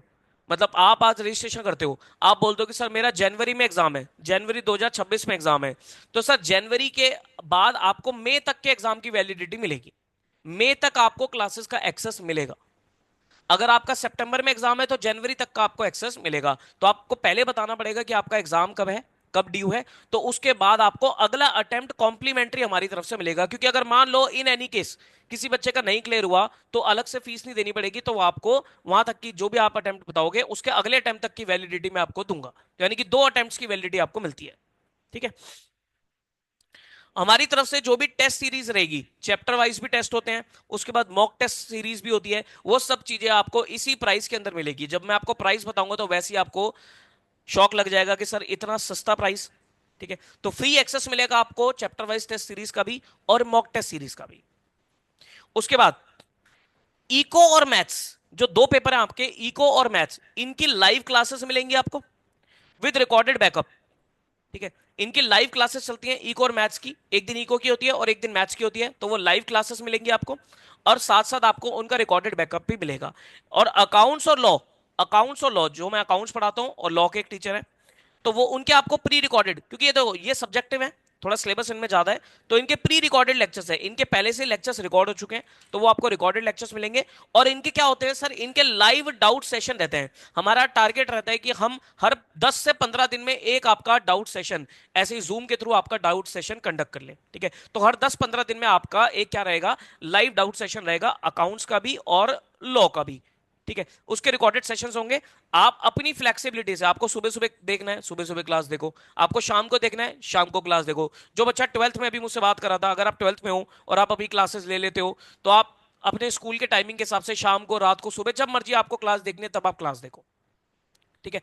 तो ये अकाउंट्स और लॉ के आपको क्या मिलेंगे, प्री रिकॉर्डेड लेक्चर्स मिलेंगे विद लाइव डाउट सेशन, ठीक है। जो भी फैकल्टीज हैं इन सब से आपको कॉन्टिन्यूअस डाउट सपोर्ट मिलेगा, मतलब सब फैकल्टी के आपको पर्सनल नंबर मिल जाएंगे, मेरा भी आपको पर्सनल मिलेगा और बाकी जितने भी टीचर्स हैं सबका आपका पर्सनल नंबर मिलेगा। आप उनसे व्हाट्सएप के थ्रू अपने कभी भी डाउट्स क्लियर कर सकते हो, उन सबका आपको डाउट सपोर्ट बहुत बढ़िया मिलेगा। इसकी मेरी गारंटी है, आप लोग जब मेरी बात पे विश्वास करके क्लास लोगे तो हर एक फैकल्टी का डाउट सपोर्ट बहुत बढ़िया मिलेगा आपको। उसके बाद हम एक कम्युनिटी बना लेंगे, हम एक कम्युनिटी बना लेंगे, जो भी बच्चे रजिस्टर हो जाएंगे उसके बाद हम एक ग्रुप तैयार कर लेंगे और उस कम्युनिटी, उस ग्रुप का आपको एक्सेस मिलेगा, उसमें आप आपस में इंटरेक्ट कर सकते हो। कोई क्वेश्चंस है, कोई क्वेरीज है, मैं भी रहूंगा, सारे टीचर्स उसमें रहते हैं, तो आपके जो भी क्वेरीज क्वेश्चंस हैं वो आप उस ग्रुप में भी सबके सामने में ही, मतलब कहते हैं ना कि कम्युनिटी टाइप का एक फीचर मिलेगा आपको, तो आप सब मिलकर भी अपने क्वेरीज वगैरह को पूछ सकते हो। जब तक आपका एग्जाम क्लियर नहीं हो जाता, अगर आपको जैसे 2 अटेम्प्ट्स की वैलिडिटी तो मैं आपको दे रहा हूं लेक्चर्स की, लेकिन अगर मान लो सर आपका 2 में भी नहीं निकला, तीसरे में जा रहे हो, ठीक है, वर्स्ट केस सिनेरियो है ये, अगर आप मान लो 2 में भी नहीं निकला, उसके बाद आप तीसरे अटेम्प्ट में भी जा रहे हो, तो ऐसा नहीं है कि सर 2 अटेम्प्ट हो गए हमारा काम खत्म, नहीं, ऐसा नहीं है। जब तक आपका एग्जाम नहीं निकलता तब तक आपको टीचर्स का सपोर्ट मिलेगा, भले ही आपके लेक्चर्स की वैलिडिटी खत्म क्यों ना हो जाए। लेक्चर आप एक्सटेंड भी करा सकते हो, कुछ एडिशनल अमाउंट पे करके 2 टाइम के बाद भी आप एक्सटेंड करा सकते हो, लेकिन अगर आपके लेक्चर्स की वैलिडिटी खत्म भी हो गई है, फिर भी आपको अगर टीचर का सपोर्ट चाहिए तो आपको प्रॉपर टीचर का सपोर्ट मिलेगा, हैंड होल्डिंग रहेगी, जो भी टिप्स एंड ट्रिक्स मिलेंगे आपको जब तक आपका एग्जाम क्लियर नहीं होता। मतलब एक बार आप हमारे पास आ गए, एक बार आपने रजिस्ट्रेशन करा लिया हमारे पास, तो जब तक आपका एग्जाम क्लियर नहीं होता, मतलब एग्जाम क्लियर कराना हमारी जिम्मेदारी है, फिर आपकी, हमारी पूरी जिम्मेदारी है कि आपको कैसे भी करके एग्जाम निकलवाए। ऑब्वियसली मेहनत तो आपको ही करनी पड़ेगी, ऐसा तो है नहीं कि हम कोई स्पून फीडिंग करेंगे, नहीं, लेकिन आपको पूरी गाइडेंस मिलेगी, पूरी मेंटरशिप आपको मिलेगी। कई सारे रिवीजन सेशंस, हमारे प्रैक्टिस सेशन, बहुत सारा कंटेंट हम यूट्यूब पे डालते रहते हैं, जैसे अकाउंट्स का आप मेरे यूट्यूब चैनल पे भी जाके देख सकते हो, तो आपको दिखेगा कि बहुत सारे रिवीजन सेशन, प्रैक्टिस सेशन, वो सब हमारे यूट्यूब पे चलते रहते हैं, फ्री ऑफ कॉस्ट, उसका कोई भी चार्ज नहीं है, यूट्यूब पे भी रहता है, जो हमारी ऐप है ऐप पे भी रहता है, ठीक है। तो जब भी हमारा कोई सेशन चल रहा होगा तो आपको उसका एक्सेस मिलता चला जाएगा जब तक आपका एग्जाम क्लियर नहीं होता। क्लियर है? ये सब फीचर्स है हमारे पास ऑफ द बैचेस, ठीक है। अब सबसे बढ़िया चीज सर, प्राइसिंग। सर इसके लिए पैसा कितना देना पड़ेगा, क्या प्राइसिंग रहेगी, वो प्राइसिंग मैं आपको बता देता हूं। दिस इज माय प्राइसिंग, ये हमारी प्राइसिंग है। देखो अकाउंटिंग, अकाउंटिंग का पेपर मैं लेता हूं, सीए वरुण जैन। लॉ के लिए हमारे पास फैकल्टी है, लॉ के एक्सपर्ट फैकल्टी है, सीएस रमनदीप सिंह सर, वो लॉ लेते हैं। उसके बाद मैथ्स के लिए हमारे पास प्रोफेसर अमरेंद्र कुमार सर है, इकोनॉमिक्स के सचिन गुप्ता सर है, ठीक है। ये सब इनका प्राइसेस है। अगर आप इंडिविजुअल सब्जेक्ट लेते हो तो आपको ये सब्जेक्ट जो है वो 6-6 हजार रुपए का पड़ेगा। हर एक सब्जेक्ट का प्राइस कितना है इंडिविजुअली, 6 हजार रुपए। अगर आप इसका कॉम्बो कर लेते हो तो वो 24 हजार की जगह वो कॉम्बो कितने का पड़ेगा, 19,999, लगभग 20 हजार रुपए का आपको कॉम्बो पड़ेगा। लेकिन लेकिन लेकिन अगर आप, ये तो डिस्काउंट हो ही गया कि आपको 20 हजार का पड़ रहा है, लेकिन अगर आप अभी इमीडिएट रजिस्टर करा देते हो, अभी अगर आप रजिस्ट्रेशन करा लेते हो, तो ये जो प्राइस है ये 20 हजार की जगह मैं आपको 16 हजार रुपए में दे दूंगा। कितने में दे दूंगा, 16 हजार रुपए में दे दूंगा। अगर आप अभी रजिस्ट्रेशन करा लेते हो तो आपको क्लासेस 16 हजार में मिलेगी, 2 अटेम्प्ट्स की वैलिडिटी के साथ, 2 अटेम्प्ट्स की वैलिडिटी के साथ। आपका अगर जनवरी में एग्जाम है तो मई अटेम्प्ट तक ये वैलिड रहेगा, ये क्लासेस आपकी मई अटेम्प्ट तक वैलिड रहेंगी। ध्यान रखना हो, प्राइस कितना है, सिर्फ 16 हजार रुपए, इससे सस्ता शायद आप कहीं नहीं मिलेगा, पूरे जहां में ट्राई कर लो। 16 हजार रुपए में आपको मई अटेम्प्ट तक की वैलिडिटी में दे रहा हूं, ठीक है।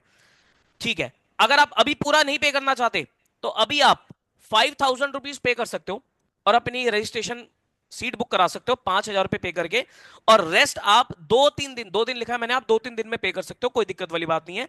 लेकिन अगर आप फुल अमाउंट अभी पे कर देते हो तो आपकी कल से ही क्लासेस शुरू हो जाएंगी। फुल अमाउंट अगर आप अभी पे कर देते हो तो कल से ही आपकी क्लास शुरू हो जाएगी।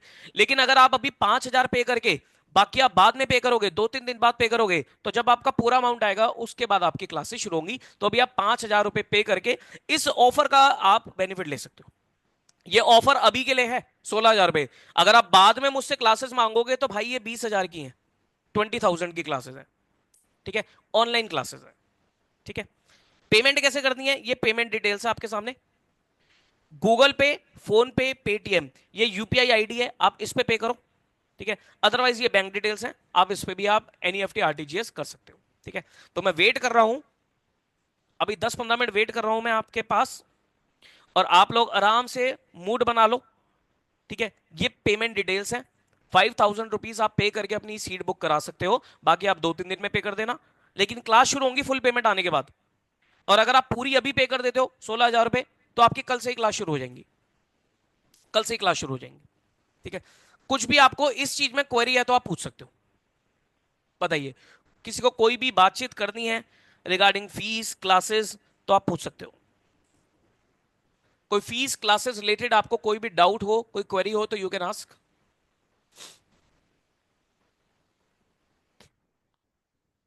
मैं इस चैट बॉक्स में यूपीआई आईडी डाल रहा हूं।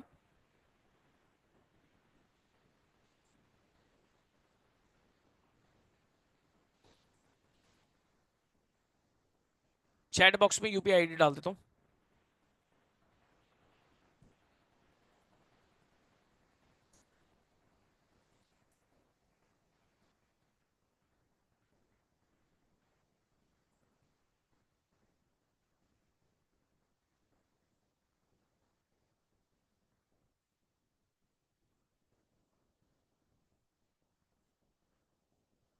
चलो जी, मैंने यूपीआई आईडी डाल दिया है, आप इस पे यूपीआई कर लो। प्रोविजनल रजिस्ट्रेशन कैसे करें, बेटा आईसीआई की वेबसाइट पे जाइए, आप गूगल पे सिर्फ एक सर्च करना, गूगल पे डालना सीए फाउंडेशन रजिस्ट्रेशन, तो आपको लिंक मिलेगा और वहां पर आप रजिस्ट्रेशन कर सकते हो। आपके कुछ बेसिक डॉक्यूमेंट्स लेंगे, डिटेल्स लेंगी, आप आईसीआई की वेबसाइट पे जाकर उसे रजिस्ट्रेशन कर लेना। बस गूगल पे डाल देना सीए फाउंडेशन रजिस्ट्रेशन। तो ये क्लासेस का ऑफर है, आप लोग इसको ऑफर को अवेल करो। ऑनलाइन क्लास का नेम क्या है, नेम क्या है मतलब? सब मेरा टाइम मई 27 में और जैन 28, तो अभी कोर्स ले लें। अभी कोई फायदा नहीं है बेटा, मई 27 में अगर आपका एग्जाम है तो अभी फायदा नहीं है, क्योंकि आपकी क्लासेस ही एक्सपायर हो जाएंगी, नेक्स्ट ईयर लेना आप क्लास। ऑनलाइन क्लास, इंस्टीट्यूट का नेम पूछो ना, इंस्टीट्यूट का नेम क्या है? वीजेसी ग्लोबल, वीजेसी ग्लोबल, वीजेसी ग्लोबल। आप किसी भी सोशल मीडिया पे सर्च करो वीजेसी ग्लोबल तो आपको मिल जाएगा। सर वैसे एज अ सीनियर आप हमारे थोड़े बहुत डाउट्स क्लियर कर दोगे क्या विदाउट कोर्स? बेटा सब्जेक्ट स्पेसिफिक तो मैं नहीं कर पाऊंगा, अगर आप कोई सब्जेक्ट स्पेसिफिक डाउट पूछोगे तो मैं नहीं कर पाऊंगा। सब्जेक्ट स्पेसिफिक आपके डाउट होंगे तो मैं कोर्स के बाद ही आपको ही कर पाऊंगा। लेकिन वैसे अगर आपको इन जनरल कोई डाउट होंगे तो आपके पास मेरा नंबर तो पहुंच ही गया है, तो आप लोग पूछ सकते हो, कोई दिक्कत नहीं है। रिप्लाई आ जाएगा, कॉल मत करना, क्योंकि कॉल फिर अननोन नंबर से मैं पिक नहीं करता, आप मैसेज करना। सीए बन के किसी कंपनी में अप्लाई कैसे करेंगे? पहले सीए बन जाओ अनुराग, सीए पहले बन जाओ, अप्लाई अपने आप हो जाएगा। अप्लाई की टेंशन मत लो, पहले सीए पढ़ने पे, पढ़ाई पे, अपने कोर्स को पूरा करने पे मेहनत, उस पर फोकस रखो। अप्लाई अपने आप हो जाएगा, वो बहुत आगे की बात है। बताइए भाई, ये कोर्सेज हैं, ये प्राइस है, कोई भी डाउट क्लासेस रिलेटेड हो तो यू कैन आस्क। क्या आपके माइंड में चल रहा है, क्या आपके माइंड में कोई कोई भी आपके माइंड में कुछ चल रहा हो तो आप पूछो, बेझिझक होके पूछो, बेझिझक होके आप लोग पूछो कि सर ये माइंड में चल रहा है।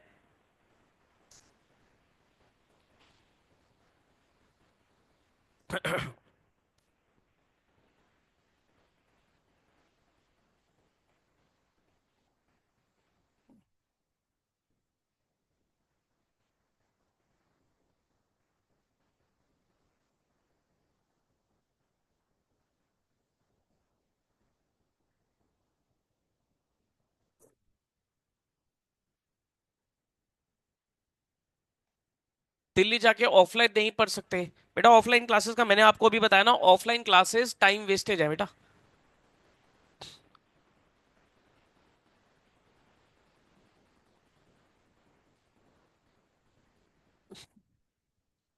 अगर इंटर अनसक्सेसफुल रहता है तो फाउंडेशन दोबारा देना पड़ेगा? नहीं, ऐसा नहीं है। फाउंडेशन क्लियर हो गया तो हो गया, इंटर अनसक्सेसफुल रहा तो इंटर ही देना पड़ेगा ना दोबारा।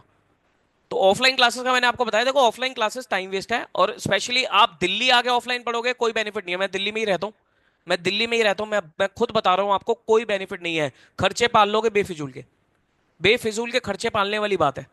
घर बैठो अपने, ऑनलाइन क्लासेस लो, आराम से तैयारी करो, आराम से तैयारी करो, कोई दिक्कत नहीं है। कोई बेनिफिट नहीं है खास कि दिल्ली आके आप ऑफलाइन पढ़ोगे।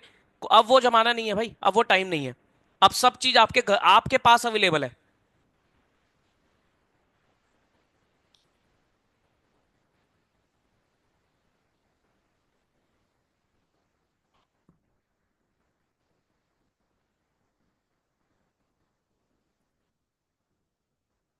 बताइए। वीवो? अच्छा, आपने एक बच्चे ने हैंड रेस कर रखा है, जरा इसकी क्वेरी ले लेते हैं। बताइए। अनम्यूट कर लो आप, अनम्यूट करो।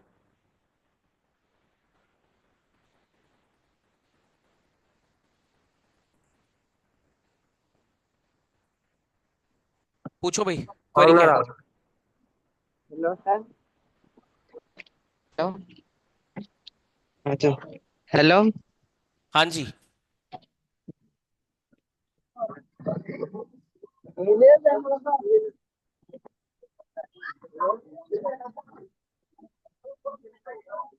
बताइए।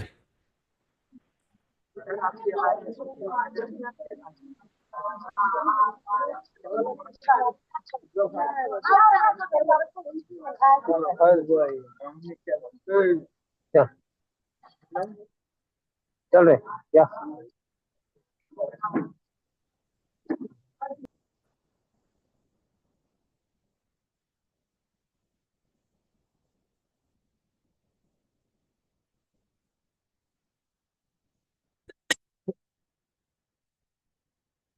हाँ जी।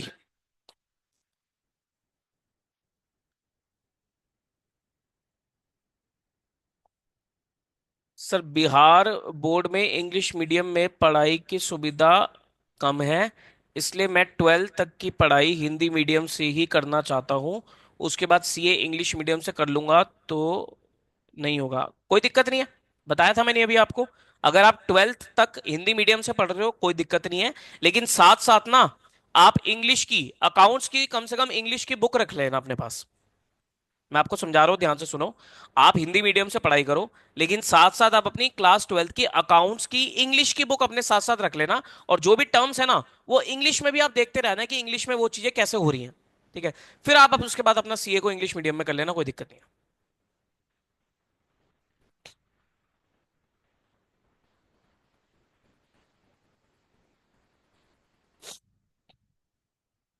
बताइए भाई।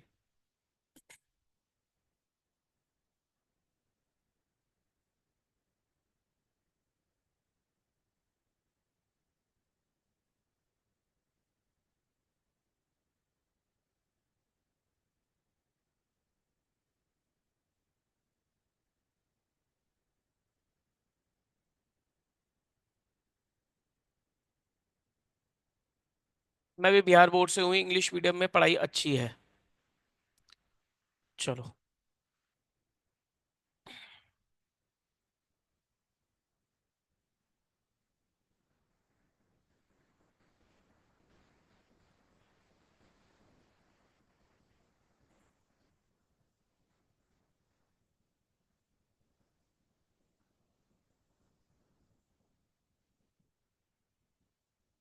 ऑनलाइन के कोई नुकसान नहीं है बेटा। डिस्ट्रैक्शन तो यार आपको, डिस्ट्रैक्शन तो ऑफलाइन में भी हो सकती है। आप कह रहे हो कि सर डिस्ट्रैक्शन है, डिस्ट्रैक्शन तो ऑफलाइन में भी हो सकती है। आप ऑफलाइन क्लास ले रहे हो, वहां पर भी तो डिस्ट्रैक्शन हो सकती है ना, वहां पर भी तो डिस्टर्बेंस हो सकती है। ठीक है? तो वो हमारी साइकोलॉजी है, वो हमारा माइंड सेट है। मेरी कोई रैंक नहीं आई थी भाई, अमन, मेरी कोई रैंक नहीं आई थी। सभी जगह सुविधा अच्छी नहीं है। ठीक है? तो ये डिस्ट्रैक्शन वाली बात तो माइंड से निकाल दो, ये हर जगह डिस्ट्रैक्शन है। वो डिस्ट्रैक्शन से डील कैसे करना है उसे मैनेज कैसे करना है वो आपको आना चाहिए। और जो जिस प्राइस पे मैं आपको क्लासेस दे रहा हूं, जिस प्राइस पे मैं आपको क्लासेस दे रहा हूं, आप भरोसा रखो इस चीज को कि जो मैं 16,000 रुपए आपसे ले रहा हूं, आपको सर्विस 32,000 की मिलेगी। सर्विस आपको डबल टाइम की मिलेगी, इसकी मैं श्योरेंस दे रहा हूं आपको। 16,000 रुपए में मैं आपको 2 अटेम्प्ट तक की वैलिडिटी दे रहा हूं, सारी बुक्स का एक्सेस दे रहा हूं आपको, फ्री टेस्ट दे रहा हूं, फ्री रिवीजन दे रहा हूं, पूरा डाउट सपोर्ट रहेगा, सब चीजें आपको मिलेंगी, प्रॉपर बढ़िया क्वालिटी के आपको लेक्चर्स मिलेंगे। और क्या चाहिए? उसमें भी मैंने आपको फर्दर ये बोल दिया कि 5,000 रुपए अभी दो, बाकी आप बाद में दे देना, कोई दिक्कत नहीं है। तो एक बार आपको ट्रस्ट करना पड़ेगा, एक बार आपको भरोसा करना पड़ेगा। ट्रस्ट करो, भरोसा करो, और फिर आपको बेनिफिट मिलेगा उस चीज का। किसी को अगर मुझसे कोई पर्सनली बात करनी है तो आप मुझे बता दो, मैं आपको कल कॉल भी करा दूंगा। अगर आपके माइंड में कोई क्वेश्चन है फर्दर तो आप कॉल भी करा देना। अगले साल भी ऑफर रहेगा, ऑफर हमेशा रहेंगे भाई, ऑफर हमेशा रहता है। ठीक है, आप जब बोलोगे तब आपको ऑफर मिल जाएगा। हाँ बेटा, आप कोई किसने हैंड रेस कर रखा है? तो अभी बीच में मैं अनम्यूट किया था, तो आप पूछो क्या पूछना चाह रहे हो।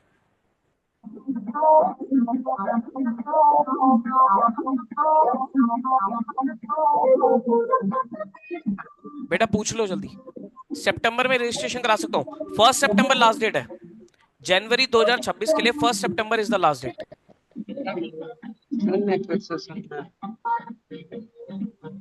हाँ जी, क्या कह रहे हो? सर ये इसलिए कि सैलरी कितनी होती सैलरी कितनी होगी?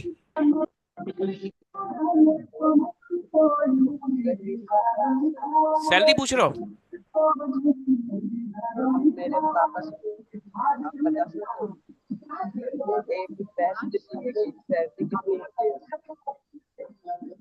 यार आपकी वॉइस नहीं आ रही बिल्कुल भी। आप मुझसे ना पर्सनली पूछ लेना, जो आपका क्वेरी है। आप मेरा नंबर आपके पास होगा, तो आप मुझे व्हाट्सएप डाल देना, मैं रिप्लाई कर दूंगा आपको। ठीक है,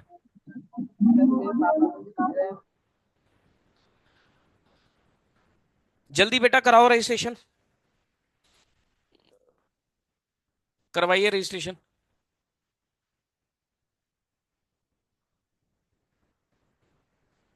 हाँ, सैलरी अगर आप पूछ रहे हो तो सैलरी मैंने अभी आपको बताया था, एक ऑन एन एवरेज 8 से 10 लाख रुपए का आपका पैकेज लग ही जाता है स्टार्टिंग में। बाकी डिपेंड करता है सैलरी अपनी स्किल्स के ऊपर, अपनी communication skill, presentation skills, technological skills, link, network, कितना आपको एक्सपोजर है, इन सब चीजों पे भी डिपेंड करता है सैलरी।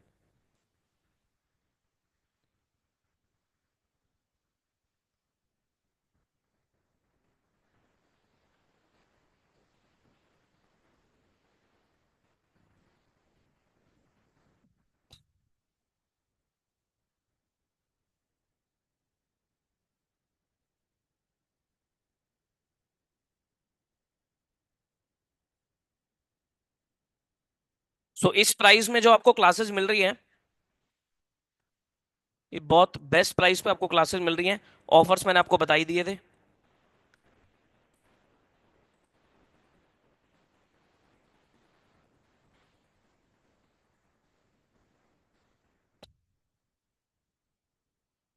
कंप्यूटर की 95% नॉलेज है, बढ़िया है।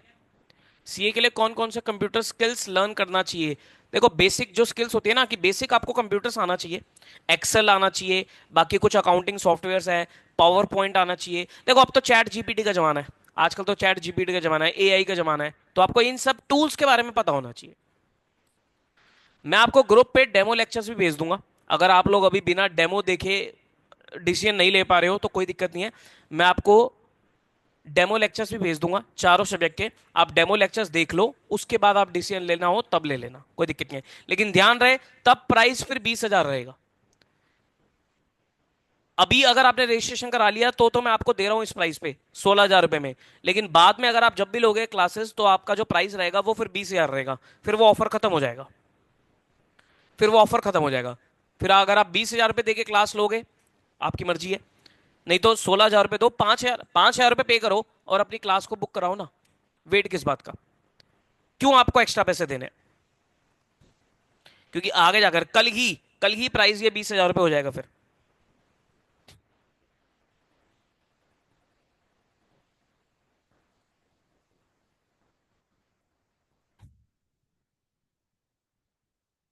लो जी, एक तो एडमिशन हुआ, ठीक है, गुड। एक बच्चे का तो अमाउंट आ ही गया, गुड।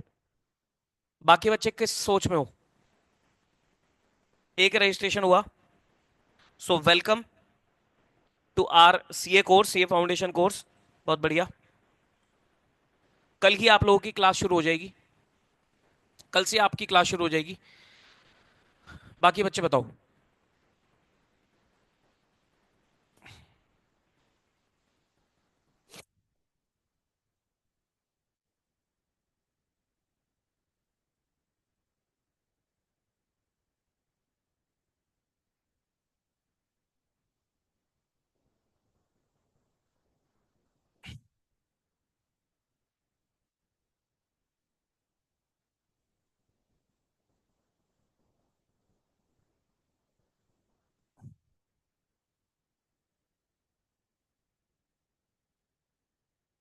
डेमो लेक्चर्स मैं आपको कल दे दूंगा, डेमो लेक्चर्स आपको मिल जाएंगे। चलो फिर एक काम करते हैं, मे बी आपको डेमो लेक्चर्स चाहिए हो, ठीक है, कोई बात नहीं। आपको डेमो लेक्चर्स कल आपको ग्रुप में मिल जाएंगे। आप लोग पहले डेमो लेक्चर्स देख लो, और डेमो लेक्चर्स देखने के बाद फिर मैं आपसे बात करूंगा, फिर आपको कॉल आएगा, फिर आप बता देना कि आपको रजिस्ट्रेशन कराना है। तो कोई बात नहीं, डोंट वरी। चलो डोंट वरी, आप डेमो लेक्चर्स देख लो। डेमो लेक्चर्स के बाद भी मैं आप लोगों के लिए ऑफर एक्सटेंड कर रहा हूं, डोंट वरी। डेमो लेक्चर्स देख लो, डेमो लेक्चर्स के बाद भी मैं आपका प्राइस 16,000 रुपए रखूंगा, ठीक है। डेमो लेक्चर देख लो, उसके बाद भी आपका जो प्राइस रहेगा, वन टाइम पे अगर आप पेमेंट करते हो तो 16,000 रुपए आपका प्राइस रहेगा। आप लोगों के लिए, खास आप लोगों के लिए जिन्होंने भी अटेंड करा, मेरे पास सबका डेटाबेस है, जिन्होंने भी ये अटेंड किया है, जिन्होंने भी ये क्लास अटेंड करी है आज वाली, उनके लिए प्राइस 16,000 ही रहेगा। क्योंकि आपने मेरे साथ लगभग 2 घंटे हमारे होने वाले हैं, तो 2 घंटे आप लोगों ने मेरे साथ दिए हैं, तो ये प्राइस आप लोगों के लिए 16,000 ही रहेगा, डोंट वरी एट ऑल। तो मैं आपको डेमो लेक्चर भेजता हूं, डेमो लेक्चर आप देखो तसल्ली से, आपको 16,000 में क्लास मिलेगी। जिसने नहीं अटेंड करा उसके लिए तो फिर 20,000 ही प्राइस है, लेकिन आपने अटेंड किया है तो आपके 2 घंटे की मैं वैल्यू रखते हुए इस प्राइस को 16,000 रुपए रखता हूं, ठीक है जी। अभी फिलहाल कोई कराना चाहे रजिस्ट्रेशन तो करा सकता है, रजिस्ट्रेशन आर ओपन, आप लोग कराना चाहो कराओ।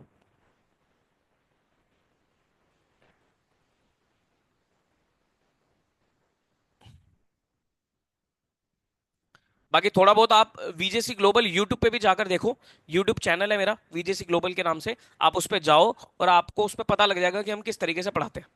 मैंने कई बार ग्रुप में सोशल मीडिया लिंक्स भी भेजे हैं।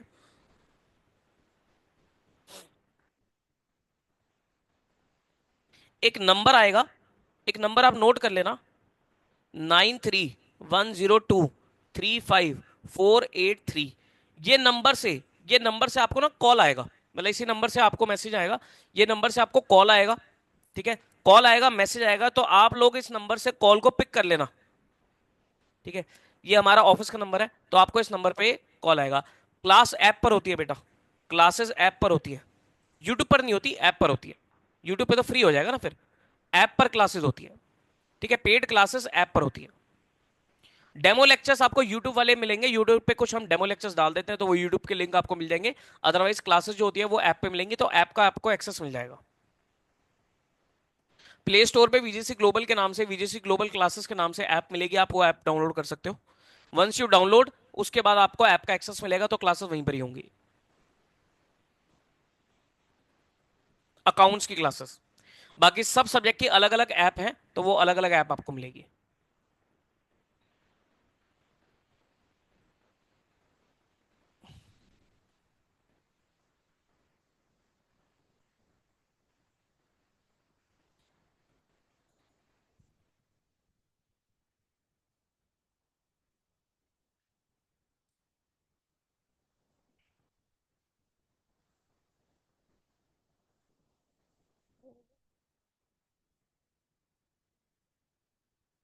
चलो फिर मैं आपको डेमो लेक्चर्स भेजता हूं, और डेमो लेक्चर्स के लिए आप जिसने भी आप आज ये एक सेशन अटेंड किया है, सबके लिए ये ऑफर अभी वैलिड रहेगा। अभी मैं ऑफर एंड नहीं कर रहा, ये 16,000 रुपए का ऑफर सबके लिए वैलिड है, जिसने भी आज अटेंड करी है क्लास, ठीक है। तो डेमो लेक्चर देखकर कल आपसे बात होगी, कल आप लोग बताना, और फिर अकॉर्डिंगली हम परस्यू करेंगे आगे, ठीक है। लेकिन डेमो लेक्चर देख के फोन जरूर पिक करना, ठीक है। चलो सेशन एंड करूं, किसी को और कुछ पूछना हो तो पूछ लो।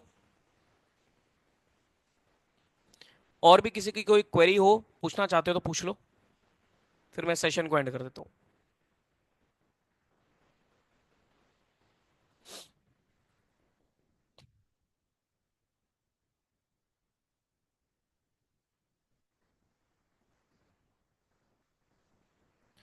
डेमो लेक्चर्स कितने बजे है? डेमो लेक्चर्स में आपको लिंक्स भेजूंगा, यूट्यूब लिंक्स भेजूंगा, तो आप देख लेना। डेमो लेक्चर का कोई टाइम नहीं है, डेमो लेक्चर के लिंक आपको ग्रुप में मिल जाएंगे, ठीक है। डेमो लेक्चर्स के लिंक आपको ग्रुप में मिल जाएंगे, आप आराम से देख लेना डेमो लेक्चर्स।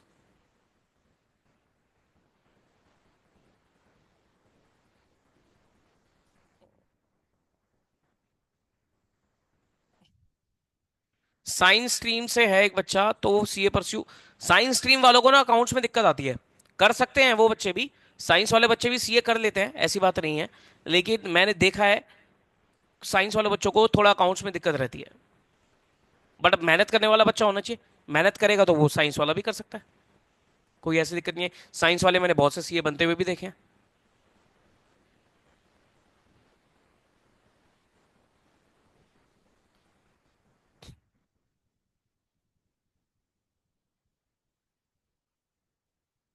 चलो ठीक है, फिर मैं सेशन एंड करता हूं, ठीक है।